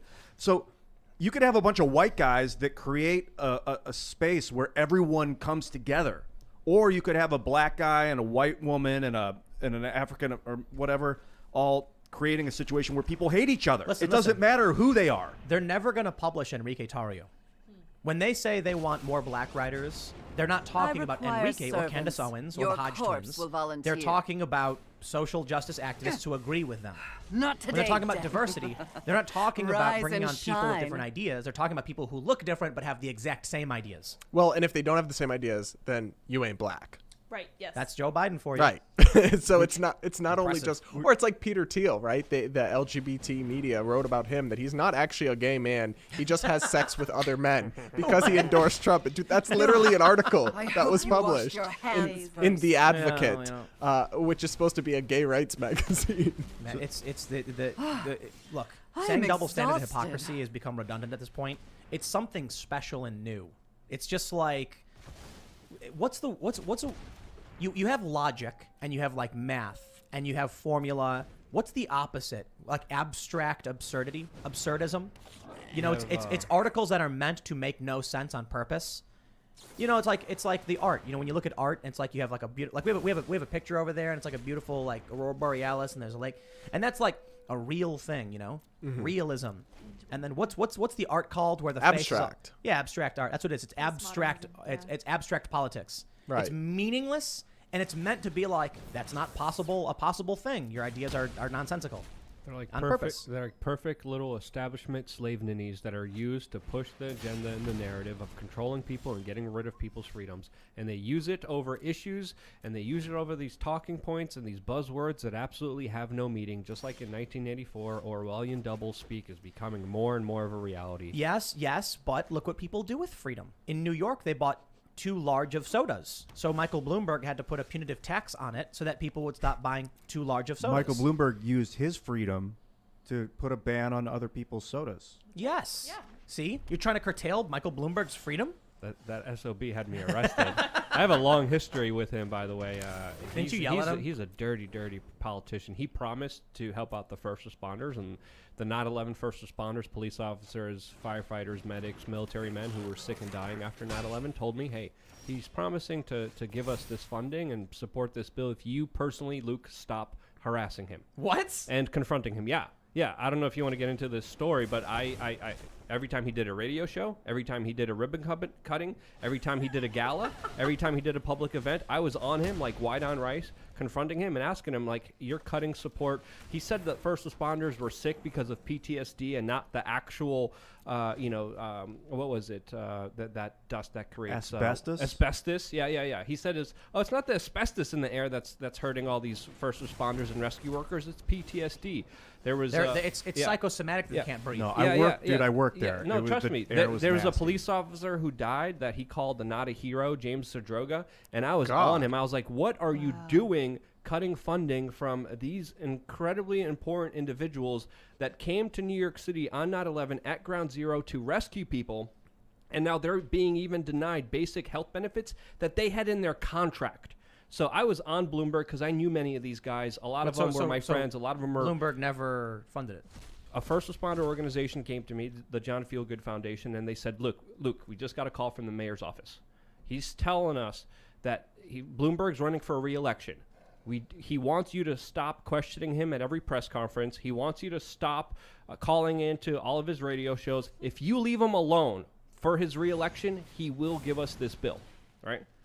I did, and I went to other gala events, and I covered other, book signings, other ribbon cuttings where he was at. I just kind of gave him a side eye, but I didn't do anything, and I kept my word to the first responders, even though I told them that Bloomberg was going to lie. Bloomberg gets reelected for a third term. One of the first thing he does is he cuts medical benefits for thousands of 9/11 first responders. They call me back, this particular organization. They're like, Luke, he lied. He screwed us over. I'm like, I told you so. I went to confront him, and literally they had NYPD intelligence, a specific branch, waiting for me as I'm going up the escalator to one of the gala events, and they're like, Radowski, you're coming with us. I'm like, what? No, I'm not. I'm going outside. They grabbed me, held me down. I'm like, I want to go. I want to leave. They're like, no, you're not leaving. They came back with 15 police officers, and they said, Luke, we told you to leave. Why didn't you leave? I'm like, yeah, I got it here on camera that you told me I can't leave. Took away the camera, threw me in jail. The police officers were fans, so they were literally like taking me out and giving me smokes and out of the jail cell. NYPD intelligence came down, made sure to send me down to Central Bookings for 3 days. Wow. During the weekend, even though it was a criminal trespassing charge that went on for 2 years, found not innocent, but that was one of the reasons that the Canadian government used to ban me from Canada for 10 years, because they said I had a criminal arrest record, according to the FBI. What you're saying is that you confessed to committing a crime? No, I didn't commit anything, but I was never found guilty. They dropped the charges. Interesting. But Bloomberg is one of the dirtiest, nastiest politicians and isn't out it there. crazy that the Democrats are fine with it because he gives them money? Exactly. Like when he ran for president, people finally talked about it a little, but mostly conservatives. This dude has the longest history of racism and sexism and Me Too and misogyny. I mean, he literally did the stop and frisk where it's like, all right, you look black, get up against the wall, let the police he's on violate your civil liberties. There's a recording of him arguing with people about how it's right to racially profile. Right. And this guy was running on the Democratic ticket, and he had support. Yes, because he had the Amazing. checks. That's really, it's a surface level commitment to all of this diversity stuff, because ultimately they knew that they needed him to beat Trump, so they decided, whatever, all our standards are flexible. It's amazing that he look, there are arguments for stop and frisk. I don't agree. I think it's a Fourth Amendment violation. But there are arguments about you go where the crime is. I've heard that before. It's like, well, if there's crime happening there, then we go there to try and stop it. He didn't even do that. Like, there's an actual argument for people to say, like, well, where are they supposed to go, to the wealthy areas? No, Bloomberg literally said, but that's what the criminals look like. Like, oh, dude, what? I mean, I was in New York City during stop and frisk, and there was a number of occasions where even I was grabbed up, thrown against the wall by some disrespectful NYPD officers that were rude, that were antagonizing. I got beat up by them, previously before on a separate incident when I was younger, and they just came up on you and they started grabbing you all in your personal, parts, and I can't even describe what they did, a number of instances, but this is what they were trying to normalize. Government agents walking up to you on the street as you're doing your business, and throwing you against your wall, insulting you, and putting their hands down your pants. That's crazy, because if that had gotten federal traction, I mean, that's like massively totalitarian. Yeah. But that's what these elitists, that's what a lot of these billionaires, that's what a lot of these people call for. That's what they want, because it gives them ultimate power. It gives them something that, of course, they can't get enough of, just like money. It's like people reach a certain level where they have so much money, they only could focus on having more money, no matter how much they have. So the same goes for power. It's an addictive substance, just like attention is.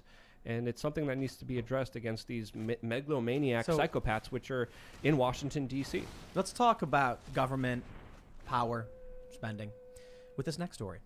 From the Daily Mail, revealed Fauci is America's highest paid federal employee on $417,608 salary after joking in an interview with Matt McConaughey that he was just a government worker on a government salary. So, how do I get one of those government salaries? Gosh. They say Fauci is the nation's highest paid federal employee, raking in $417,000 in 2019, which is the latest year that federal salary data is available. He made more than the president's $400,000 a year salary. Excuse me. In 2019, he also made more than Mike Pence, who outranks Fauci in authority, and made $235,100 in salary, as well as Dr. Deborah Birx, who made $305,000. If Fauci remains in this position and doesn't get a raise, he'll make $2.5 million from 2019 through 2024. I don't know why they picked those years, but I guess it's because of the next term. Data shows that the highest federal employees were medical and dental officers. Why are we paying? Look, you can talk about Dr. Fauci and his right or wrong and lockdowns and all that stuff, but why are we paying these people so much money? And it's not just about Fauci. It's about just all of these people in general getting hundreds of thousands of dollars from the taxpayer for what? Because they're friends with the people that make the rules, that dole out the finance, and it's free money for them because it's tax money. They don't have to know us to take our money. They just get it. So that's funny, though, because I thought those numbers would be even worse, because at the state and local level, like at the university level, a university president, at least at where I went, UMass, makes north of $650,000, right? The basketball coach at UMass, which sucked and lost most of its games, made $1 million when I was there. He made more than the president, and these are all government employees. Made more than the governor of Massachusetts. It's a public institution. These are all taxpayer funded. And so, if you can't succeed in business, go to government, and because they actually, the funny thing about government is how they advance and how they do raises is not based on merit. It's literally just based. All right. I'll say this: tax money going to these people to pay them exorbitant salaries is theft.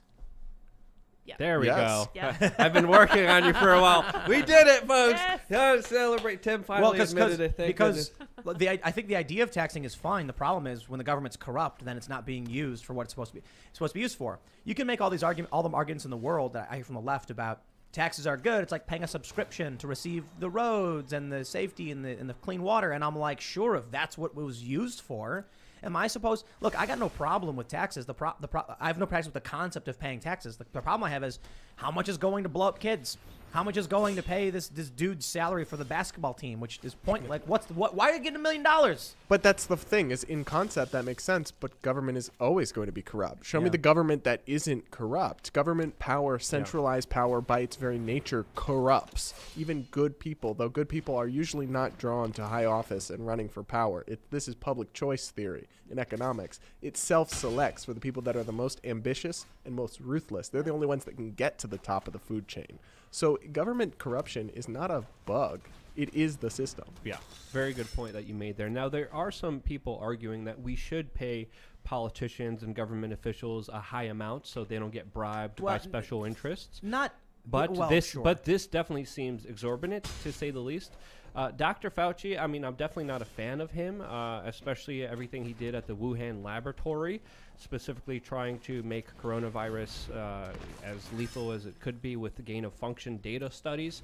But, you know, there's an argument to be made that you don't want these people working for other interests. But as I've been arguing against that, saying, you know, money corrupts individuals and you never have enough. So even if you do pay them a lot, you know, what's the middle ground here? Where do we meet in the middle to make sure that they're satisfied and that they're not corrupt? Because, I mean, essentially, let's ask ourselves, what did Dr. Fauci do?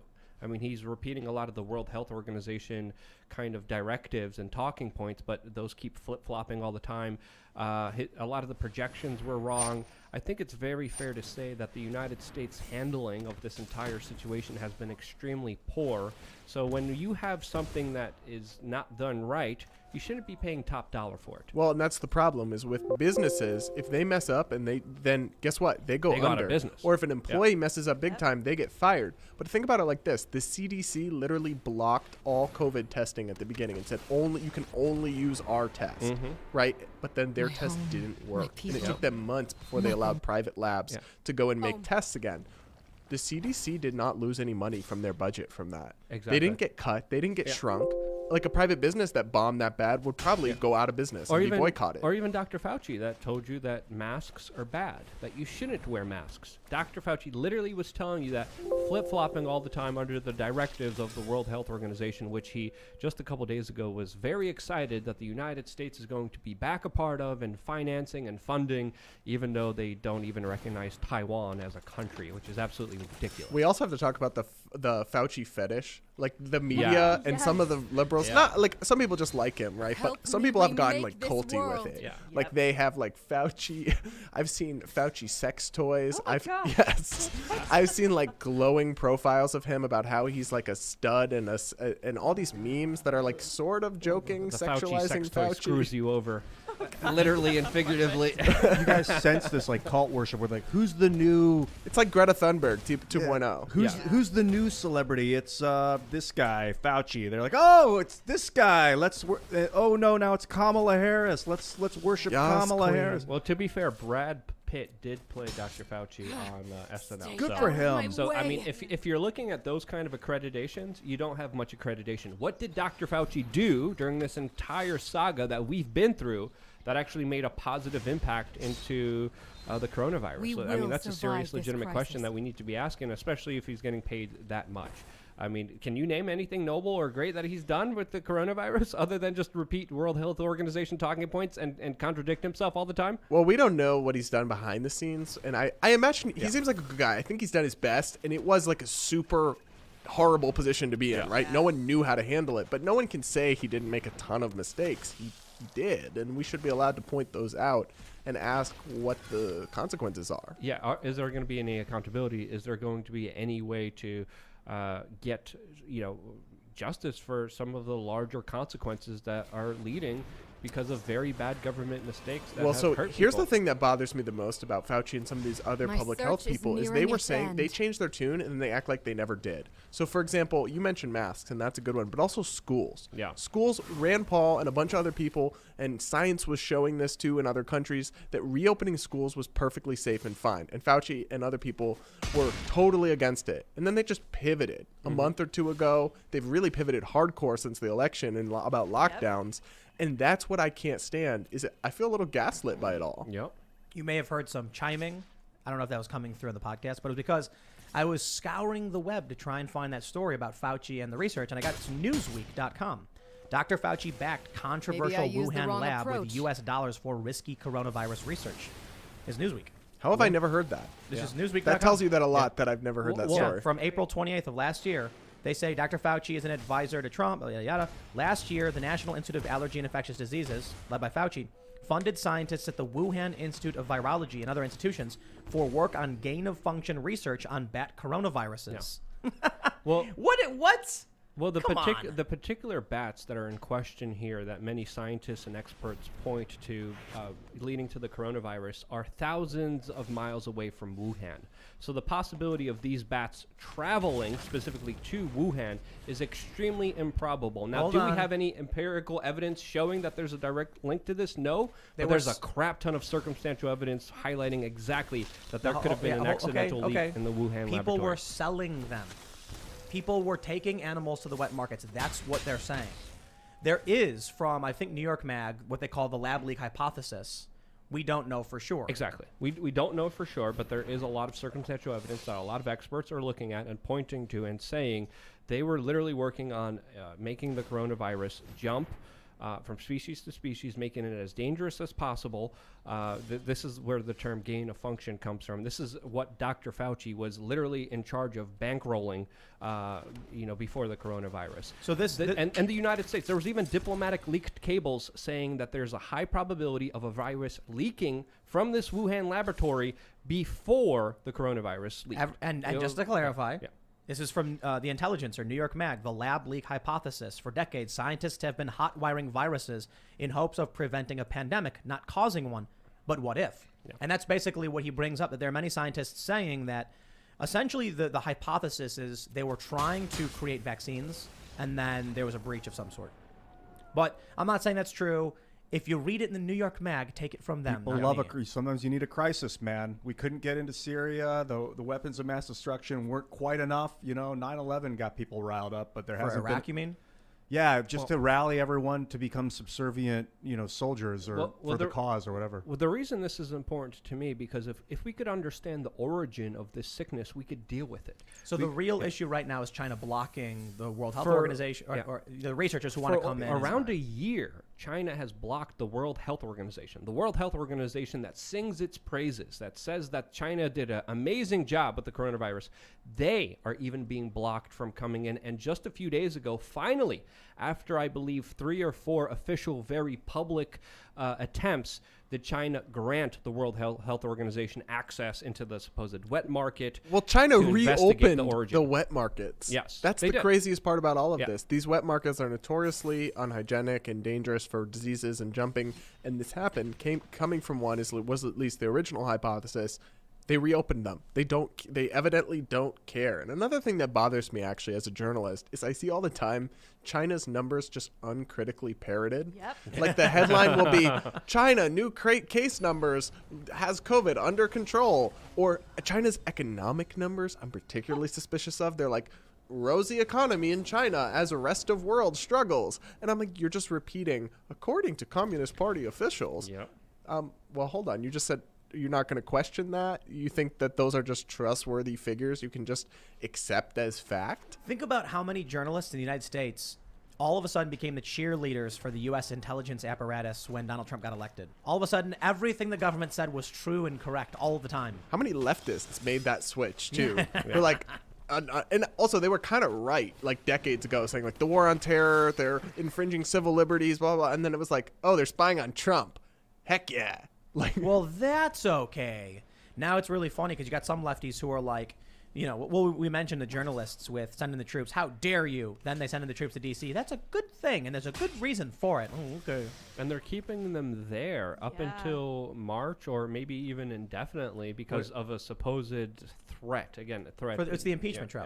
Yeah. What did Jack Posobiec say? He's like, the military will remain occupying the city until the opposition leader's trial is over. That's just absolutely crazy. So I actually went into the city when this was all locked down and everything, and I had to like get an Uber to go somewhere to do something for my job, right? And he could only get me within a mile to where I needed to go because there was like not even SWAT teams, but like military trucks blocking the road and put up fences, and I had to walk the rest of the way. Like just get the Uber.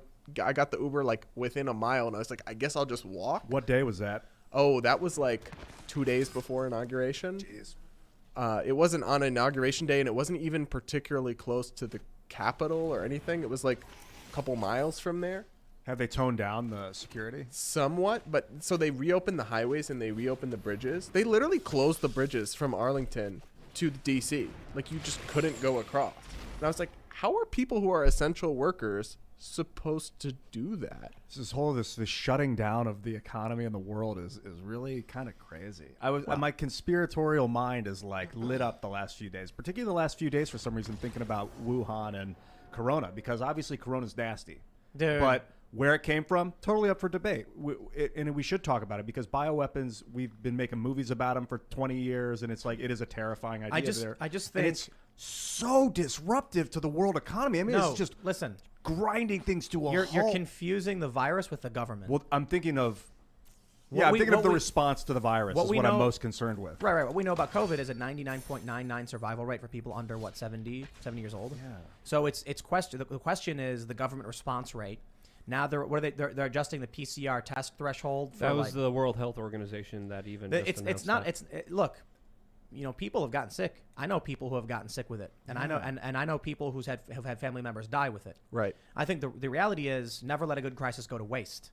It's just simple. It's the government saw an opportunity to exploit us because there was something happening. So and government also they never think of the unintended consequences, right? So they see the problem, they swing the hammer, but it's like I saw a study the other day actually, and this was in the National Bureau of Economic Research, saying that 850,000 excess deaths will be caused from the COVID-related unemployment. And that's mostly from the lockdowns, not from the disease itself. What is that like over a year over span? the next 15 years from suicides, from depression, from heart issues. This is a documented trend in economics that unemployment causes health issues, poverty causes health issues, and that's just one thing. Yeah, that's not counting suicide, That's not counting marital violence and domestic violence, and the children of all the people that will affect. So if 850,000 people are going to kill themselves or die, what about all their kids? Right. There's another 16 million people. But it's all these second-order unintended consequences when they just looked at one thing and they didn't consider anything else, and then they refused to adapt also. That's the original. I think the original mistake you have to give some grace for. What's bothered me is the fact that they've doubled down on failed tactics. They haven't adapted. And they got promoted for it and never held accountable for it. The other study that I saw was done by Duke, Harvard, and John Hopkins professors, and they talked about an excess of 1 million deaths coming in the future because of the longer effects of these lockdowns. And again, that's not even including the health screenings, the stoppage of cancer treatments, mental health illnesses, and a large number of economic illnesses that are going to be happening as, of course, people have to deal with the larger consequences of a failing economy, losing their jobs, losing their businesses, and having failing wages with just record medical care. And don't forget the kids who have lost school and have it shut down. You will look back at the trends 10 years from now, and you'll see like a distinct class of children who were screwed over by this, and it will show in their lifetime success, because you can't miss a year and a half of school. That's fine. A lot of these kids are committing suicide, or at least trying to. I saw a terrifying story about that, about a school that reopened. I can't remember the details, but a school that reopened because it had a suicide spike among its students, and they're like, we have to reopen. This was a private school. And you can't do this to kids, especially when we're also transferring it, because they're not the ones at risk here at all. And so we're transferring the costs to them for the benefits for other subsets of society. I think that's fundamentally more. Because there's been even some studies showing that there's no benefit towards lockdowns, and that lockdowns actually may create certain situations where people accumulate together at Walmart or Target or Costco, and therefore could even help spread the sickness even further. So there's even medical arguments being made like that. Lockdowns don't work. Yeah. And part of it is this, right? So I got really frustrated by New York City and Cuomo. He ordered restaurants to close. They were at 25% capacity. They were getting people could go to restaurants, but it was limited. It was super safety measures. But the state's own data showed that only 1.4% of COVID cases were coming from restaurants. Most COVID cases were coming from private interpersonal household gatherings. Well, guess what happens when you shut down the restaurants? People have more gatherings. Like, these people actually made this worse by shutting down businesses. So not only did they slap New York entrepreneurs in the face, but they also probably made COVID worse. You also see riots breaking out, which is talking about destroying people's lives. This Capitol riot, maybe it would have happened if there was no corona. Probably not. It fuels them. Yeah, people wouldn't be out screaming, destroying emotion. things if they weren't forced to stay inside and losing their money and their income. Trump would have won if there was no corona. So not a bad argument. That's a good shout. Yeah. I mean, but he also would have won it if he handled it better. It's true. Yep. Yeah. He had an opportunity, and interestingly, Trump relied too much on Fauci for whatever reason. Fauci, what I saw him doing was basically the media would say it, and a day later he'd repeat it. And that's why he ended up being wrong so often. He'd say things like, oh, you shouldn't wear a mask. And then 2 days later, oh, yeah, you should wear a mask. And it's like, bro, they were saying that in the news like 2 days ago. So the dude, in my opinion, for a while I was like, I like Fauci. He seems to be on the level, seems to be keeping us apprised to things. And then it kind of felt like, wait a minute, this guy's like checked out, isn't he? He's like super old. He's been there for decades. He's getting $100,000 a year. He's just sitting back going like, what did they say on CNN? Are his eyes at half mast because he's Zen or because he's on drugs? Neither. It's because he's checked out. He's like this. Like, dude. He recently made a statement talking about how the numbers are plateauing and everything seems very promising in the United States moving forward with COVID. Was this after the election? Yes. Well, also Michigan, D.C., Chicago, California, New York, all of the political leadership are making announcements that they're reopening, going to be easing restrictions. Luke, it's just a coincidence. It's just, could be. How many states was that again? How many cities? Well, there's D.C., the state of Michigan, the city of Chicago, California, and New York. They're That's reopening? 5 numbers. That's not enough to even win the Powerball. That's only like half the country's population. The state of New York. Centers, The state of New York and California. But again, let's be open-minded. Could be a coincidence. Probability, who knows? We could play those games at all. But I think it's important to have all those possibilities open. But I agree with your shout though. Like, Trump definitely would have won if COVID hadn't happened, because before then, people were talking about the election in terms of socialism versus not, wokeism versus not. And the economy. Right? But then COVID, it really all became about competence and stability, and those are not Trump's strong suits. Those are not government strong suits at all. When Trump was giving his daily briefings, he reached his all-time approval rating in aggregate, and then all of a sudden the media panicked and then stopped airing them, saying he was lying too much. What really happened, in my opinion, was not whether or not Trump did a good or bad job. It was that no matter what happened, the media said it was a bad job. Now you have Joe Biden coming out saying in his recent speech, there's nothing we can do about the trajectory of COVID at this point. When he said he was going to shut it down, right, while he was campaigning. No, he's like, there's nothing we can do. Well, he had a plan. He said last year the travel ban won't do anything. Now he's just reinstated a travel ban. Yeah, to people in South Africa, right? Which actually is valid. But that's actually valid. And I'm pretty sure, and Europe and other, it's the same travel ban Trump lifted in the first place. He's doing more travel bans. He added more countries. Yeah. We've talked with lefties about this, and I said, basically, by what metric do you compare Trump's job on the coronavirus? If we were looking at the media, Trump did a tremendous job because they were saying millions would die, and then hundreds of thousands have died. And that's why conservatives, Republicans, when polled, were like, we're okay with where things are, because they were told it was going to be 90% higher. 1 to 2 million was the original not 90% number. higher. I'm sorry, like 10 times higher. And then it was 1 to 2 million, and then it ended up being like 100 to 200,000, and people were like, wow, we were warned that it was going to be worse. Trump must have done a good job. But the left just said, no, all these people are dead. It's the worst possible job. Ignore that. No matter what he did, it was wrong. Good hit. And then people believe it. That's just it. And Trump's problem is he did have a direct line to the people with Twitter, but boy did he not know how to use it. Look, he tweeted, and it's something we haven't seen other people do, but he didn't do it as effectively as he could or should have. Leaving the body. So the message was, Jack Dorsey, can I send this message? Jack Dorsey, can I send this message? No, Jack he was Dorsey, saying, can I send this instead every time you tweet, you're asking Jack Dorsey if you're allowed to send that message. The issue is that Trump would attack people, and he would get caught into the flame war. And That's always been his problem. Right. A lot of people liked it, but he had an opportunity to bypass the press, and they hated him for it. And he did many times, but too often it was just inflammatory, internet flame war. I was listening to some guy last night that worked with him a lot and said that he was a raging Adderall addict in the 80s and 90s, like just a party boy going out. Did they have Adderall in the 80s and 90s? Speed, different kinds of, it's a methamphetamine. Yeah, I don't know about. We don't know. Yeah, but today, like on the Apprentice. He supposedly doesn't even take alcohol. Yeah, according to him, he never doesn't touch drugs at all. Yeah. But they had to remove the Diet Coke button from the White House. I wouldn't want a Diet Coke aspartame-filled substance. I know people who have been on the plane with him. Coffee. I know people who have been on the plane with him covering stories and stuff. And they tell me the dude doesn't do drugs, he doesn't drink, and he only eats McDonald's. I never saw him do drugs, so he doesn't ever do them. What a moronic statement. That journalists who've actually been with him. I spent some time with him, and he didn't do it, so he never does it. Like, what the hell? Well, when journalists are flying around with him and following him on his campaign tours, and they never see him drink or do drugs. It's the people that work with him that said he was a raging Adderall addict. But hold on. I'll pull up the guy's name real quick. And just look up that story and look up that thing. But the media was hypercritical if the man had toilet paper on his shoe. If he had 2 scoops of ice cream, they had a crap storm about that. So if he had a drug problem, I think they would have found out about it and talked about it. And I definitely agree with your point here, Tim.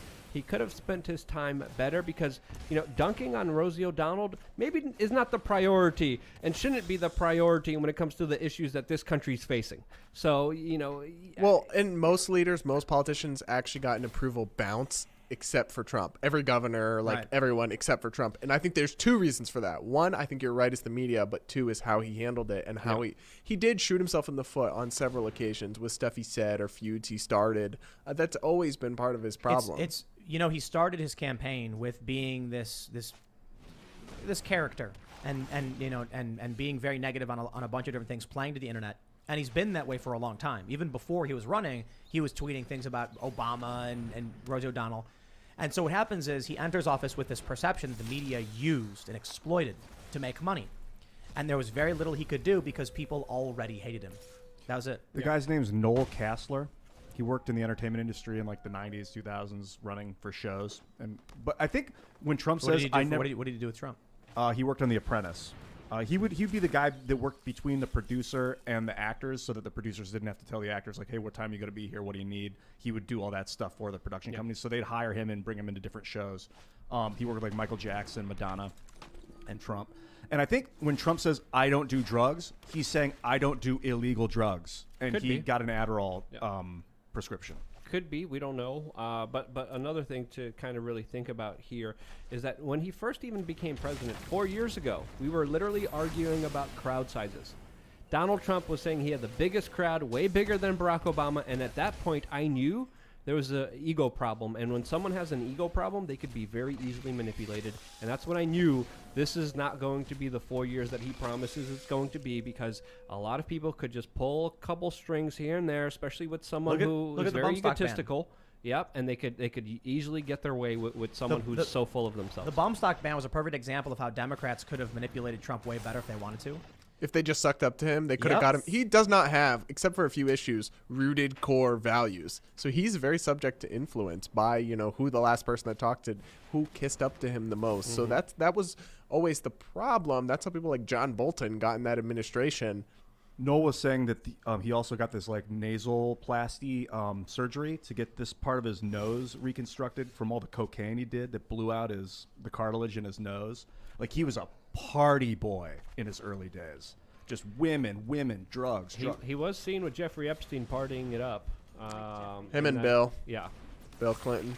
Yeah. It's so funny that he comes out and he's like, "I never touched drugs," and he acts with this like piety, and he's like, "But dude, that guy was crazy." I don't know. It's hard to really determine that, especially from one person. I would understand if there was a number of people and maybe if there was some evidence, but until there's evidence or actually other people collaborating, I don't think it's good to take that kind of and I don't even dog on drugs. I'm all about drugs. I also don't care. I don't care. The reason, but don't lie about it. The reason I don't buy it is because when you Google search the story, it's a bunch of people speculating that Trump was sniffling. And they're like, I watched a video where Trump had the sniffles. That proves he's on drugs. There's a bunch of articles speculating.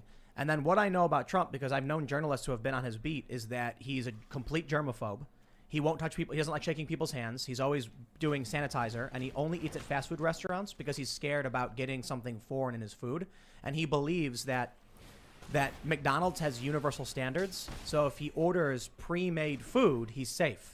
So like you walk in McDonald's, say, "Give me that burger right there." They couldn't have put something in it, and he can't get sick from it. It's a combination of, I guess, a fear of poisonings and also a fear that smaller restaurants have. You don't know if they're going to be following some specific code for cleanliness. So he only eats fast food. That's why there's a photo of him on the plane with fast food. And so the people the journalists I know who have been on the plane with him and followed his entire campaign tour for both terms have said basically the dude is like straight edge. Maybe he's not. I believe that with alcohol, because at the very least about alcohol, because with alcohol, I believe it was his brother that died and was an alcoholic. And from what I've heard, that's very genuine that he doesn't drink. He has no signs of alcoholism at all. Yeah. But I don't see any. It's like it's not even a positive story to say he's a germaphobe who only eats McDonald's. Huh. It's just weird that I see all these stories popping up trying to claim that he does drugs because they saw him sniffling or because people have accused him of doing it.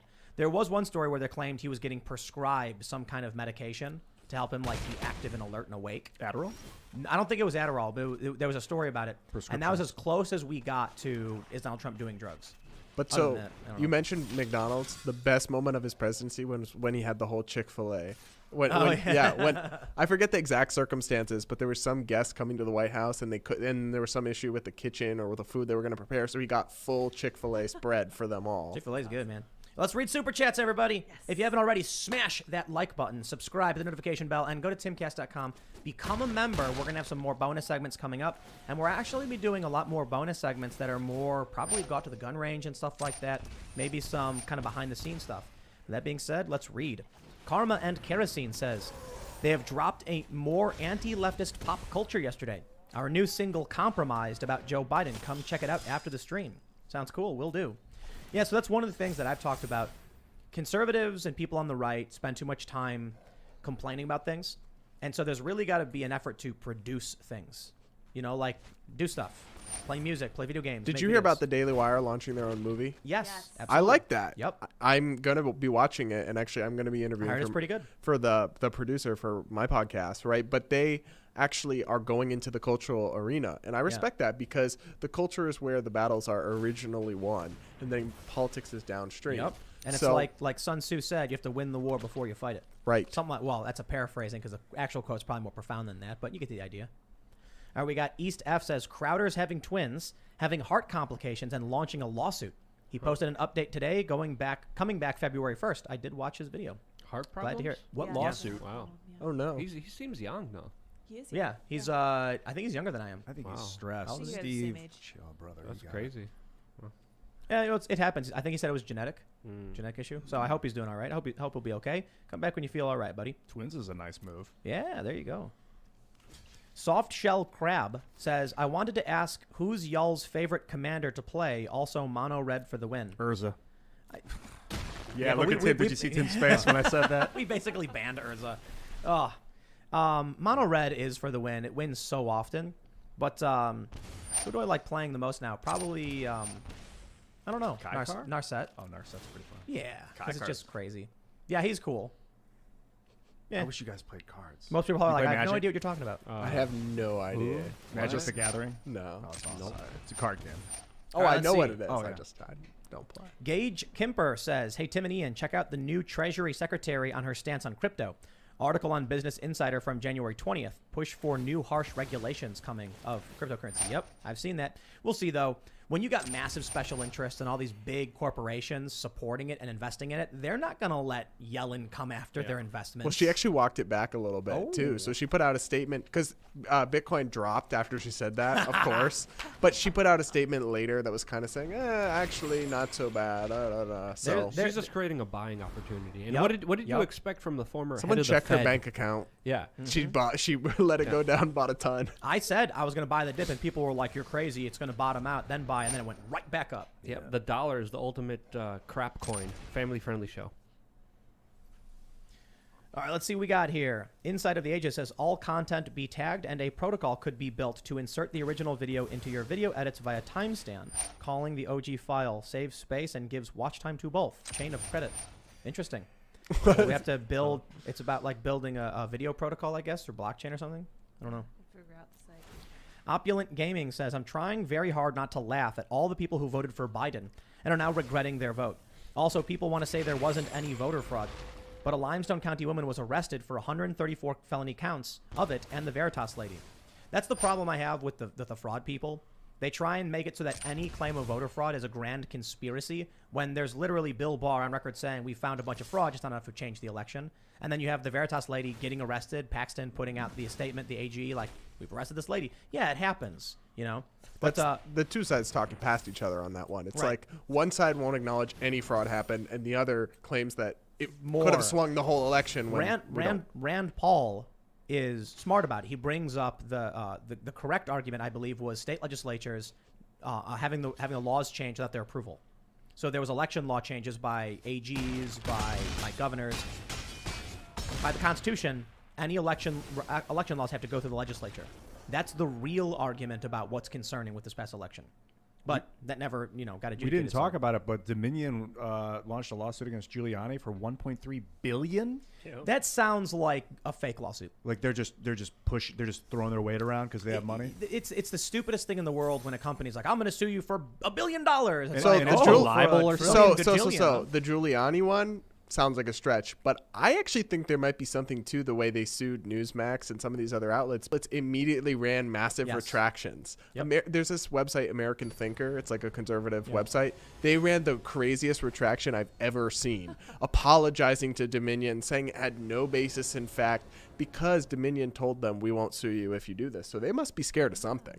Jeez, yeah. Well, I think a lot of people were pushing conspiracy theories. And you know what, man, the Q stuff is just really sad. It's driving me Now nuts. they're claiming, it never ends. No matter how often they're wrong, it's become pseudo-religious almost. Right. Nightmarishly so. Like, I see gold fringes on the flag, and March 4th is the real inauguration. I was like, just stop, man. Why do people fall for those things? Why is it that there are good people I know whose parents believe in Q. I think it's because people want to feel like they do have control over their lives to some degree. And you have two choices. Either we have no control in these elections and the people we want lose, or it's a grand conspiracy against you and it's easier to believe that you're fighting this grand fight against the evil cabal.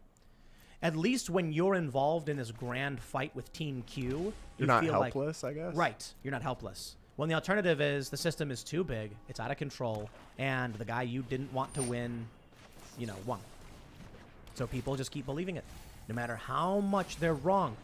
Without naming anybody, I've seen people on Facebook saying, it was on the 5th, I think. Trump's going to make the announcement today, posting links and showing photos and showing Q screenshots. And then they were like, today's the day Trump's going to make the announcement, executive order, blah, blah, blah. Nothing happened. Then they were like, I got it wrong. It was actually tomorrow. It's going to happen just before the vote announcement. Nothing happened. Well, I don't know because I don't know what the Q people, what Q's doing. So, and I'm like, it's like dude, the just mind stop, calendar thing. Yeah, it is. Just stop. It's not happening. It's never happened. Mueller wasn't working for Trump. They believe that. You know that, right? They were saying during the Mueller investigation that Mueller was secretly working for Trump. Yeah. It's almost like, look, man, they get mad at me because, because they want to believe it. They want to believe it's just not Maybe true. there's some threads of truth to Q. Maybe. No, I don't know. No, I'll tell you what it is. But it seems like bull for the most part. Take a connect the dots. You ever do connect the dots?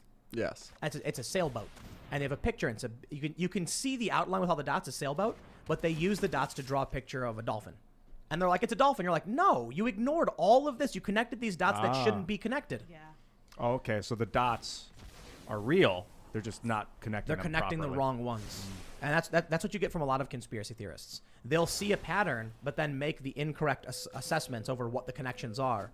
Whereas everyone is going 1, 2, 3, 4, like, oh, sailboat. They're going like 7, 13, 5, 6, 0, and they're getting a weird image.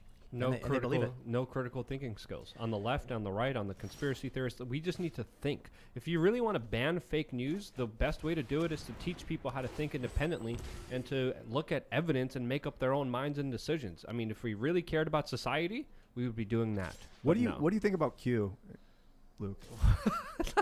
Like, what is there to think about? It's riddles. I mean, I've been calling it out. It's been calling it out for years as ridiculousness. And I was saying, I need to see evidence. I need to see proof. They're saying a lot of vague language. It doesn't really add up to anything. And I got attacked. I got ridiculed for it. I knew YouTube curators that had their videos taken down that ridiculed it. So I it's believe crazy. But how crazy is it that Marjorie Taylor Greene, she openly believes it and she got elected to Congress? Yeah. This isn't going away. That's the problem with it. Is I've tried to explain why it's not true. I've tried to share fact checks, but there's something impenetrable here, and I haven't figured it out yet.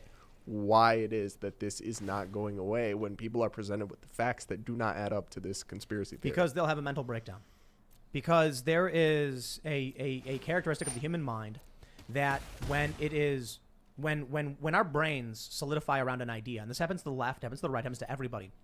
And what our brains are basically saying is, this is true and correct, and we're surviving because of it, right? So you grow up.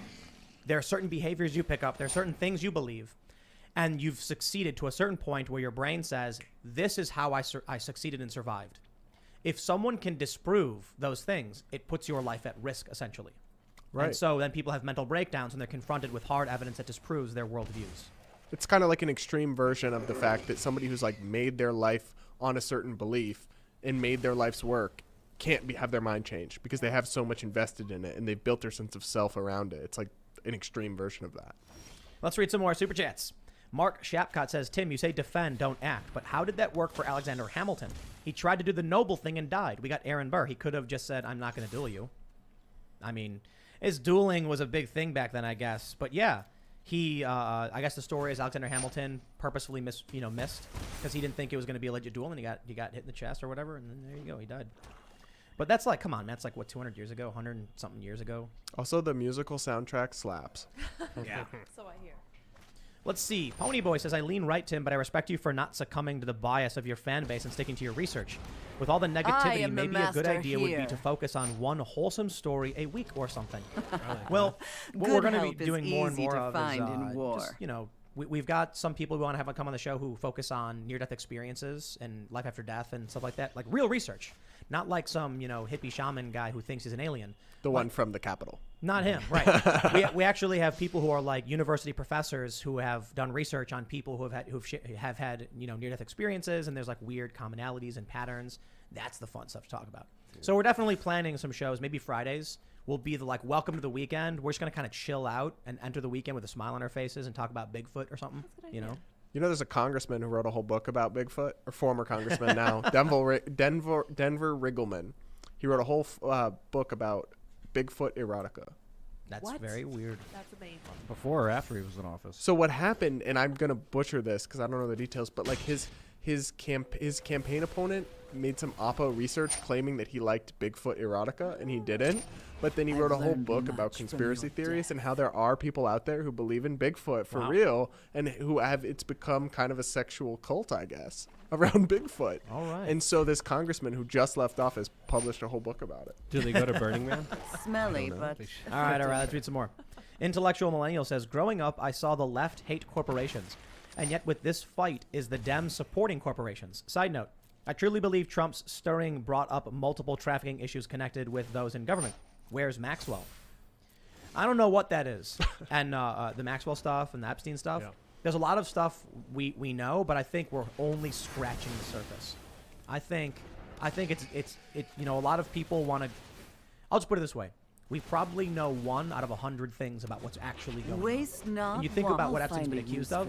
for I death. think there's They were way lousy more going on. Human trafficking. But I'm just Waste saying not, way I'll more find a than that. use There's for probably you. shady business. There's probably drug dealing. There's probably weapons trafficking. It's probably all the craziest stuff you can think of. But- And But we don't know because all the secrets went away with Jeffrey Epstein.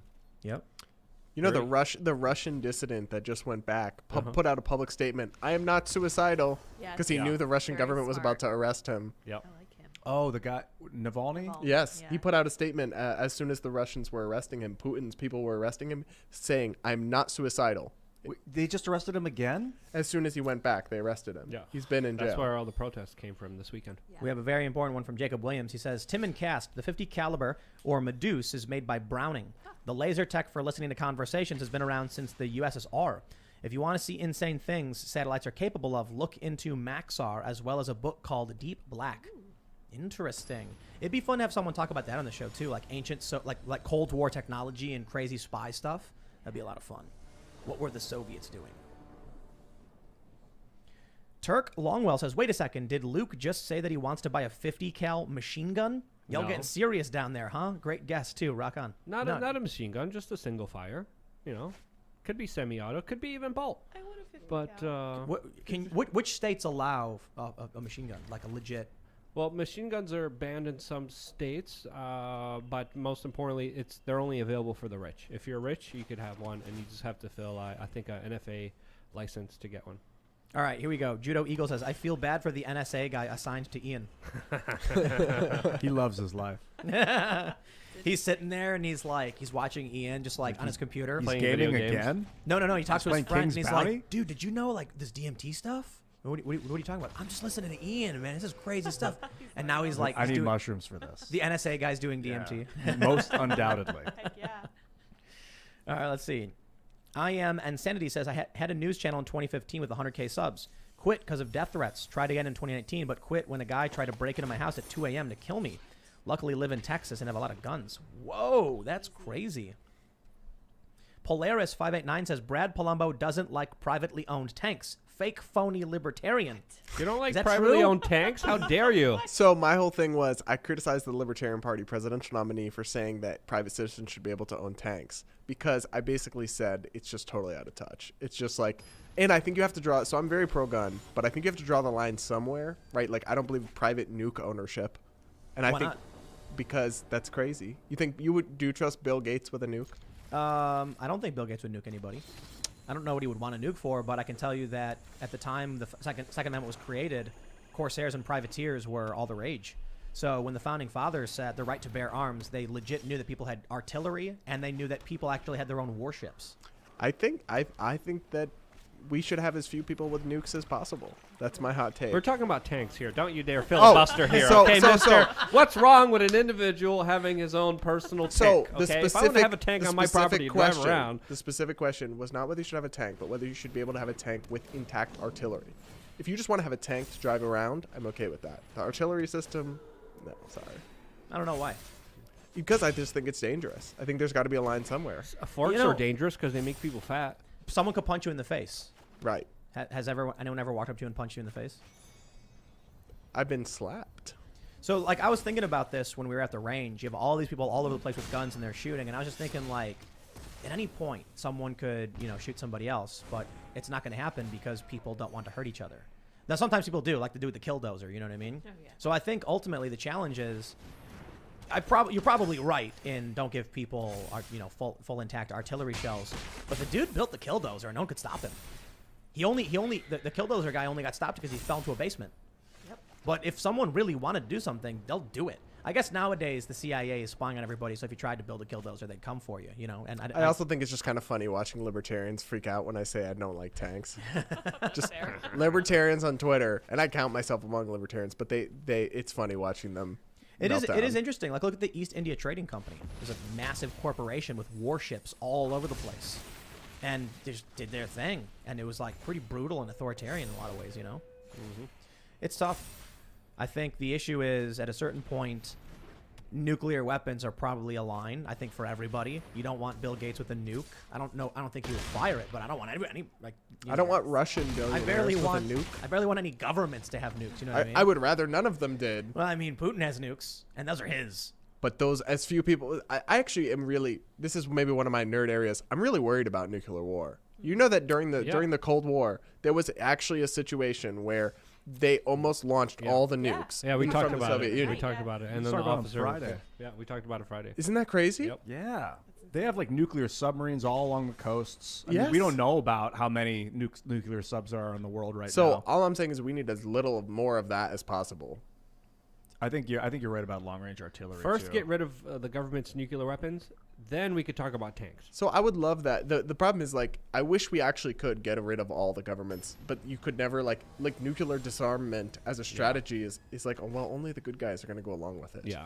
Like, So just to clarify, you don't want to take away people's tanks. You want to take away people's artillery. yes. All right, we got a super chat here from Wyoming Trailer Trash. He says, Aloha, Tim, would you please ask Lydia to DM Styx Hexenhammer 666 and Razor Fist on Twitter and extend an invitation for your show while Styx is back in the States? Sticks. He's back in the has States? a standing invitation to join us on the Of show. course, Styx is great. Yeah, that'd be awesome to have him here. Cody Ite says, try some 3.5-inch 12-gauge slugs. You'll have fun then. Oh, yeah. Eric Britt says, try firing a 10-gauge sometime. We're talking now about the journalist who panicked over the recoil on a 5.5. We're assuming it's a 5.56. I imagine it would be. It looks like a 5.56 from Yeah. the photos that I'm seeing there. It's just not even that much, It's just, Slugs are fun. yeah, slugs are fun. Ricky Bobby says, ever since I got into crypto about 10 months ago, I get ads on YouTube for black girl stocks. Could you imagine if I tried making white boy stocks? The double standard is absolutely insane. P.S. Polkadot to the moon. Okay. Polkadot's incredible. It's not a security, so you can't get it in the United States. Oh, really? Yeah, technically. ID says, hey, Tim, I recommend you check out a song called Knives, Guns, and Bed by Rare Americans. The song is a representation of China and America fighting. Interesting. Timothy Peterson says, on the AR-15 PTST tip, when we first went to range in basic training, our drill sergeant put an M16 against his crotch and fired off 3 rounds to demonstrate low recoil. Love it when MSM refers to 223-556 as high power. No, seriously. We have a 308, which was fun at the range. Yep. And it's just like, what is this guy doing? He's never, like, I'm sorry, I got to bring it back to how funny it is to imagine, like, a teenager going turkey hunting with his family, and that's more recoil than this guy had, and he can't handle that? People, seriously. Jeez. Oh, okay, so Matthew Doherty says Steven Crowder announced today that he will be involved in a lawsuit against big tech, and he plans to join in or do something similar. Me, no, but I did see that Jack Posobiec tweeted something about Amazon and mail-in voting, and Twitter labeled it as disputed. And I think that might be grounds for a defamation suit against Twitter because Twitter made the statement. So if you tweet something about, so Amazon recently said, we don't want mail-in votes, we want in-person secure. And then he tweeted saying, like, they're saying mail-in voting is, insecure. Twitter put an auto flag on it saying this claim about voter fraud is disputed, blah, blah, blah. but it's not disputed. Everyone agrees. The media agrees. Jeff Bezos did say this. That's a false statement of fact. So what would the claim be against Twitter? Twitter made the statement. By putting a statement on Jack Posobiec's tweet, Twitter publicly stated Jack Posobiec is wrong. But he's a public figure, so he has a really high defamation standard. Which would be knowing that what he said was true and correct and still putting the flag there anyway, which is the challenge, because if it was done by an algorithm... That's what I was going to say. Is like, right. You have to prove intent. It's like I got sued by Roy Moore, right, for an article I wrote criticizing him. Yeah, fun fact about me. But like, one article I wrote was not false at all. But even if it was, he would have had to prove that I knew it was false and published it anyway. So the public figure standard is so high, it's like barely anyone can ever reach it. Matthew Reckamp says, in several videos, Tim seemingly justified the cancellation of the XL pipeline by mentioning the 29 leaks. From my view, there are questions that need to be answered. How severe were the leaks? How many is that compared to other transportation methods? Is it worth the oil being sent likely to China? I think it's unfair to say I seemingly justified the cancellation. In my latest video, I said I have no strong opinions one way or the other. I understand the argument that it actually creates less emissions transporting the oil by pipeline than by freight or by trucks. And I don't know the amount of spills we've got from freight or from trucks, so it's hard to know who's right or wrong on the issue. The point I was making is that these unions endorsed, the pipefitters union endorsed Biden, and Politico was like, even though he says he's going to ban Keystone, they did it anyway. And then when he bans Keystone, they're like, oh no, oh geez, how could he do this? And I'm like, you knew he was going to do it. You're not really outraged. You're pretending because you're manipulating your members. Did he ban fracking? He put a moratorium on it. Okay. On federal land. So what conservatives are doing now is they're saying, aha, see, he banned fracking. And they're missing the last part of that on federal land for 60 days. And the left is saying he didn't ban fracking, ignoring that he did actually ban some fracking. So it's like you said before, talking past each other. Right. You know. Moral of the story, everyone's wrong. Yes, everyone's wrong. Yes. I mean, it's fair to say he banned some fracking, but Right. you got to put the some in there. Otherwise, people think he just outright banned fracking. And he didn't do that. temporarily banned it. Right, 60 days. And, you know, we'll see how things play out. But I think he's going to do it. Or it's fair to say that he was lying to all those people who asked him. When he was like, oh, we're going to get rid of it. Trust me.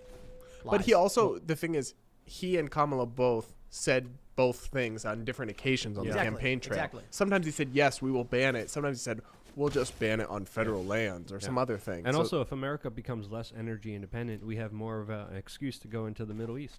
Just saying. And Joe Biden doesn't need much of an excuse to do that. Yep.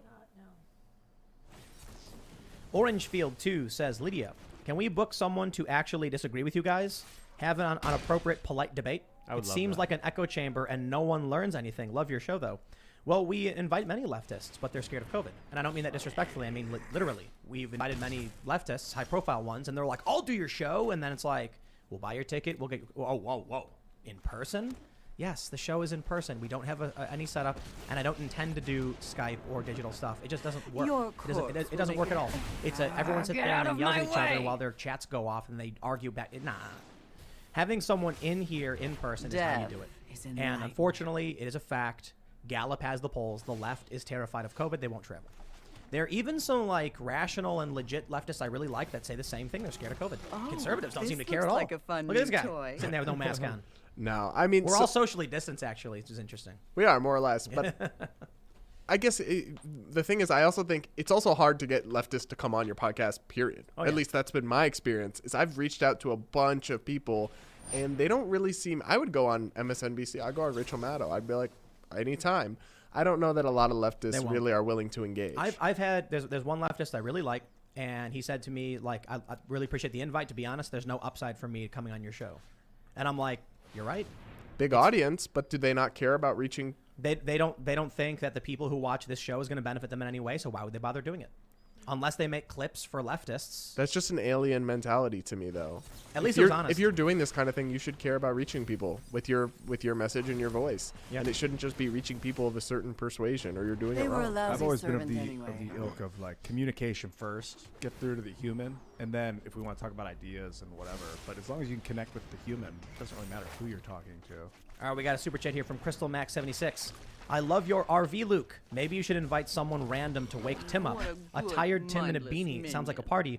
Keep the members-only content coming. Thanks, guys. I like the way you're thinking, and since you did this to me, I now have been granted permission officially by the internet and the rules of Super Chats to do the same to you. Yes. You changed it all when I knocked on your door when you were sleeping. And what did you say to me? What? I don't think I can repeat it. Well, I don't remember. You changed the rules. What? I didn't You were change the rules. sleeping and I Listen. banged on your door. And then I'm not going to say it. I'll leave it there. What? Wait. What So did do I you say? sleep in the beanie? Is that No, what I got from of this? course You not. sleep in the beanie. No, I got these really nice little boxer Do you shorts. ever sleep in the beanie? Why would I? Just falling I asleep. feel like it's your thing. No, I take it off on the couch every day. What do you mean? I'm sitting there watching, what do you watch, Family Guy or whatever, and I'll Yeah. play Hearthstone on the tablet.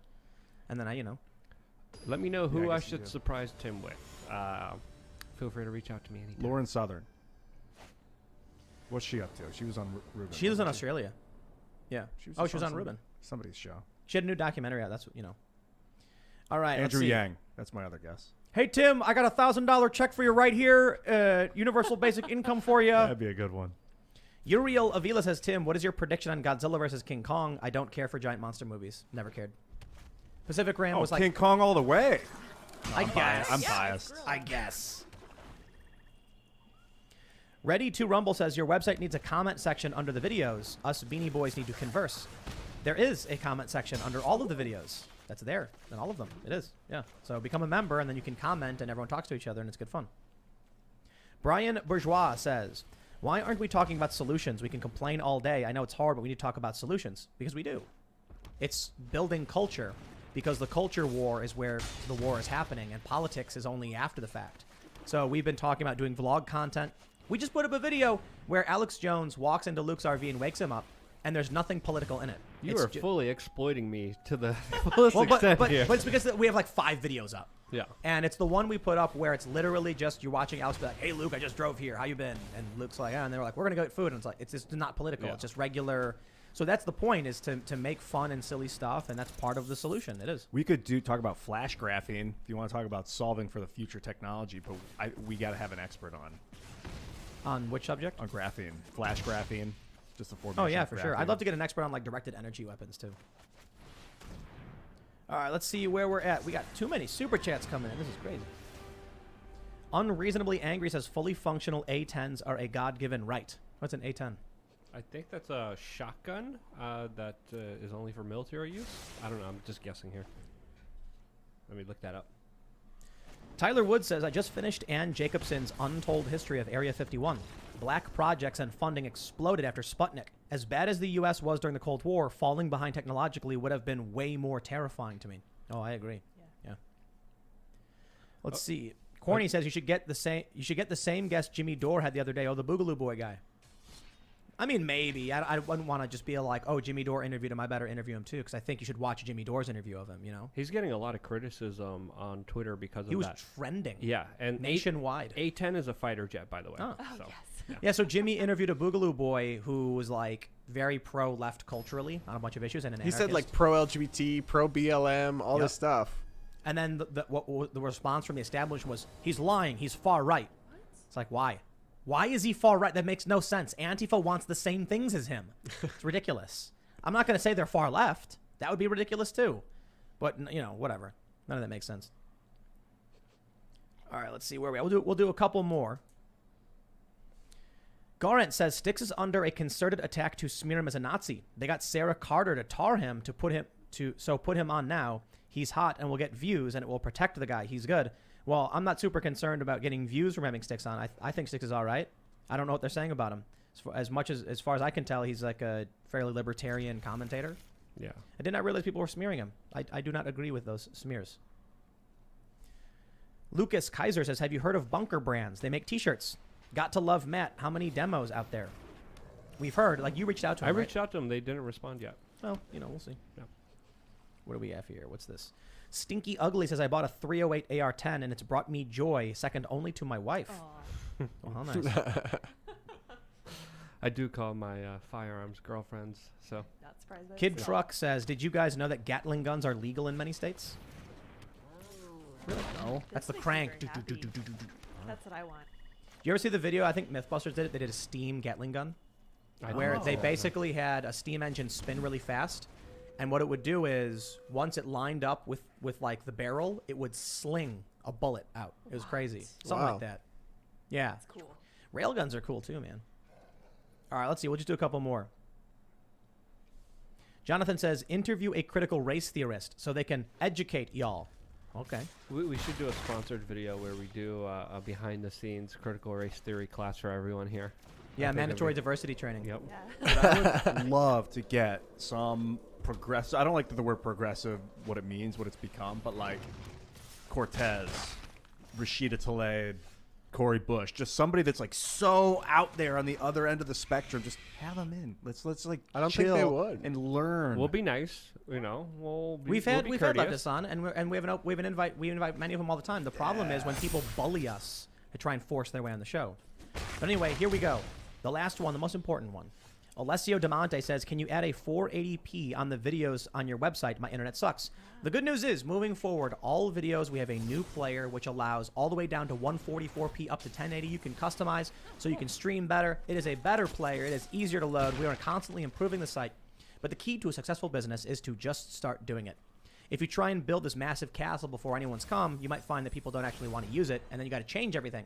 So you start like we did. We're going to reformat the whole layout of the site. We're going to be adding more kinds of content, better video players. We're just slowly going to be improving it over time. So make sure you go to timcast.com, become a member, because we're going to be producing more and more members-only content. We're probably going to be expanding like crazy as this ramps up because it's taken off, and you guys are awesome. But I want to make a network that is huge. I want to do eventually like a 24-hour live stream where we have like different people hosting different news segments throughout the day and just make it really this big, network of content, a variety of issues, and, skateboarding, music, culture, games, everything. Just take it off. And we're getting there. We are getting there. So go to timcast.com, become a member. We should have a bonus segment up later today. Hopefully, we'll see how things play out. But Brad, you want to mention your social media and anything people should check out? Yeah, absolutely. Thanks for having me on. And if people want to follow me, it's Brad_Palumbo, Polumbo. And most importantly, podcast is Breaking Boundaries with Brad Palumbo on Apple Podcasts and Spotify. Well, today I'm wearing one of my favorite personal shirts that says, I wear crystals, I burn sage, I meditate, I fast, and I still want to slap some people upside the head. And you get that shirt and many others. The new ones that were banned are coming back, and they are all available on thebestpoliticalshirts.com. If you want to find out more about me, check out wearechange.org. Hey guys, thanks for coming. I'm Ian Crossland. You can follow me on social media. I love you, and I appreciate a lot of what you have said and done for me in the last months. It's been very nice. Ditto. And I am Sour Patch Lids. I am that on Twitter and Minds, and then I am Real Sour Patch Lids on Instagram, and oh my gosh, I'm still managing to blank on Gab. Yeah, there we go. All right, there, I finally got all my socials. That's me. You can follow me if you want to. And you can follow me on Twitter, Instagram, and Minds at Timcast. Whether or not I actually post there, anymore is just because those are awful. Minds is cool, and but as far as Instagram goes, Instagram's all right. I like posting there sometimes. Twitter's just Twitter. But you can follow me there. You get it. Special thanks to our sponsor today, Virtual Shield. Once again, you can go to surfinginternetsafe.com, and I'm really grateful they sponsored the show. We'll have some members-only content at timcast.com coming up in a little bit. So thanks for hanging out, and we'll be back live tomorrow at 8 p.m., and we will see you all then.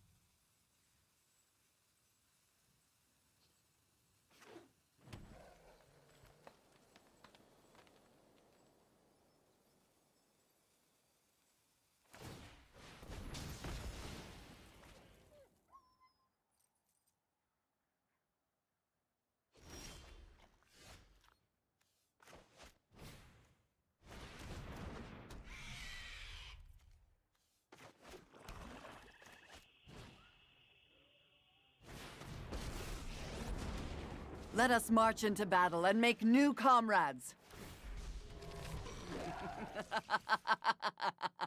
Rise!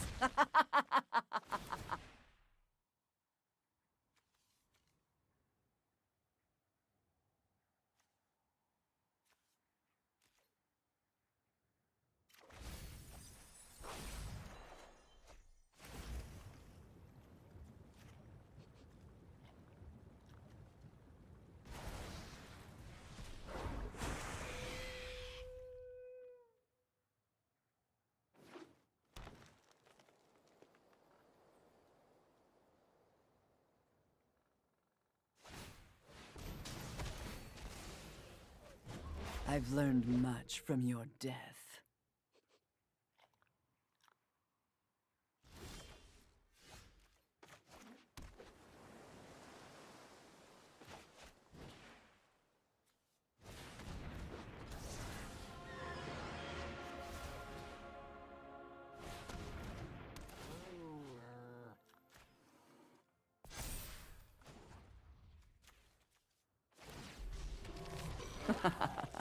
Good help is easy to find in war.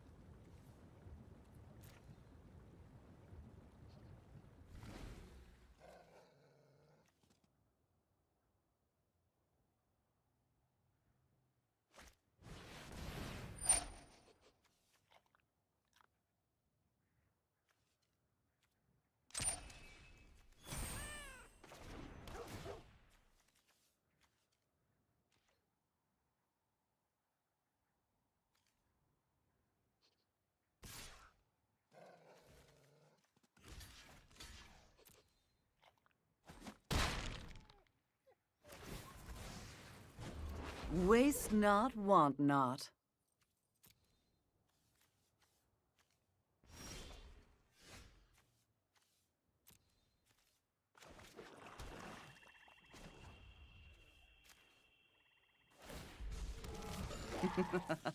Rise and shine.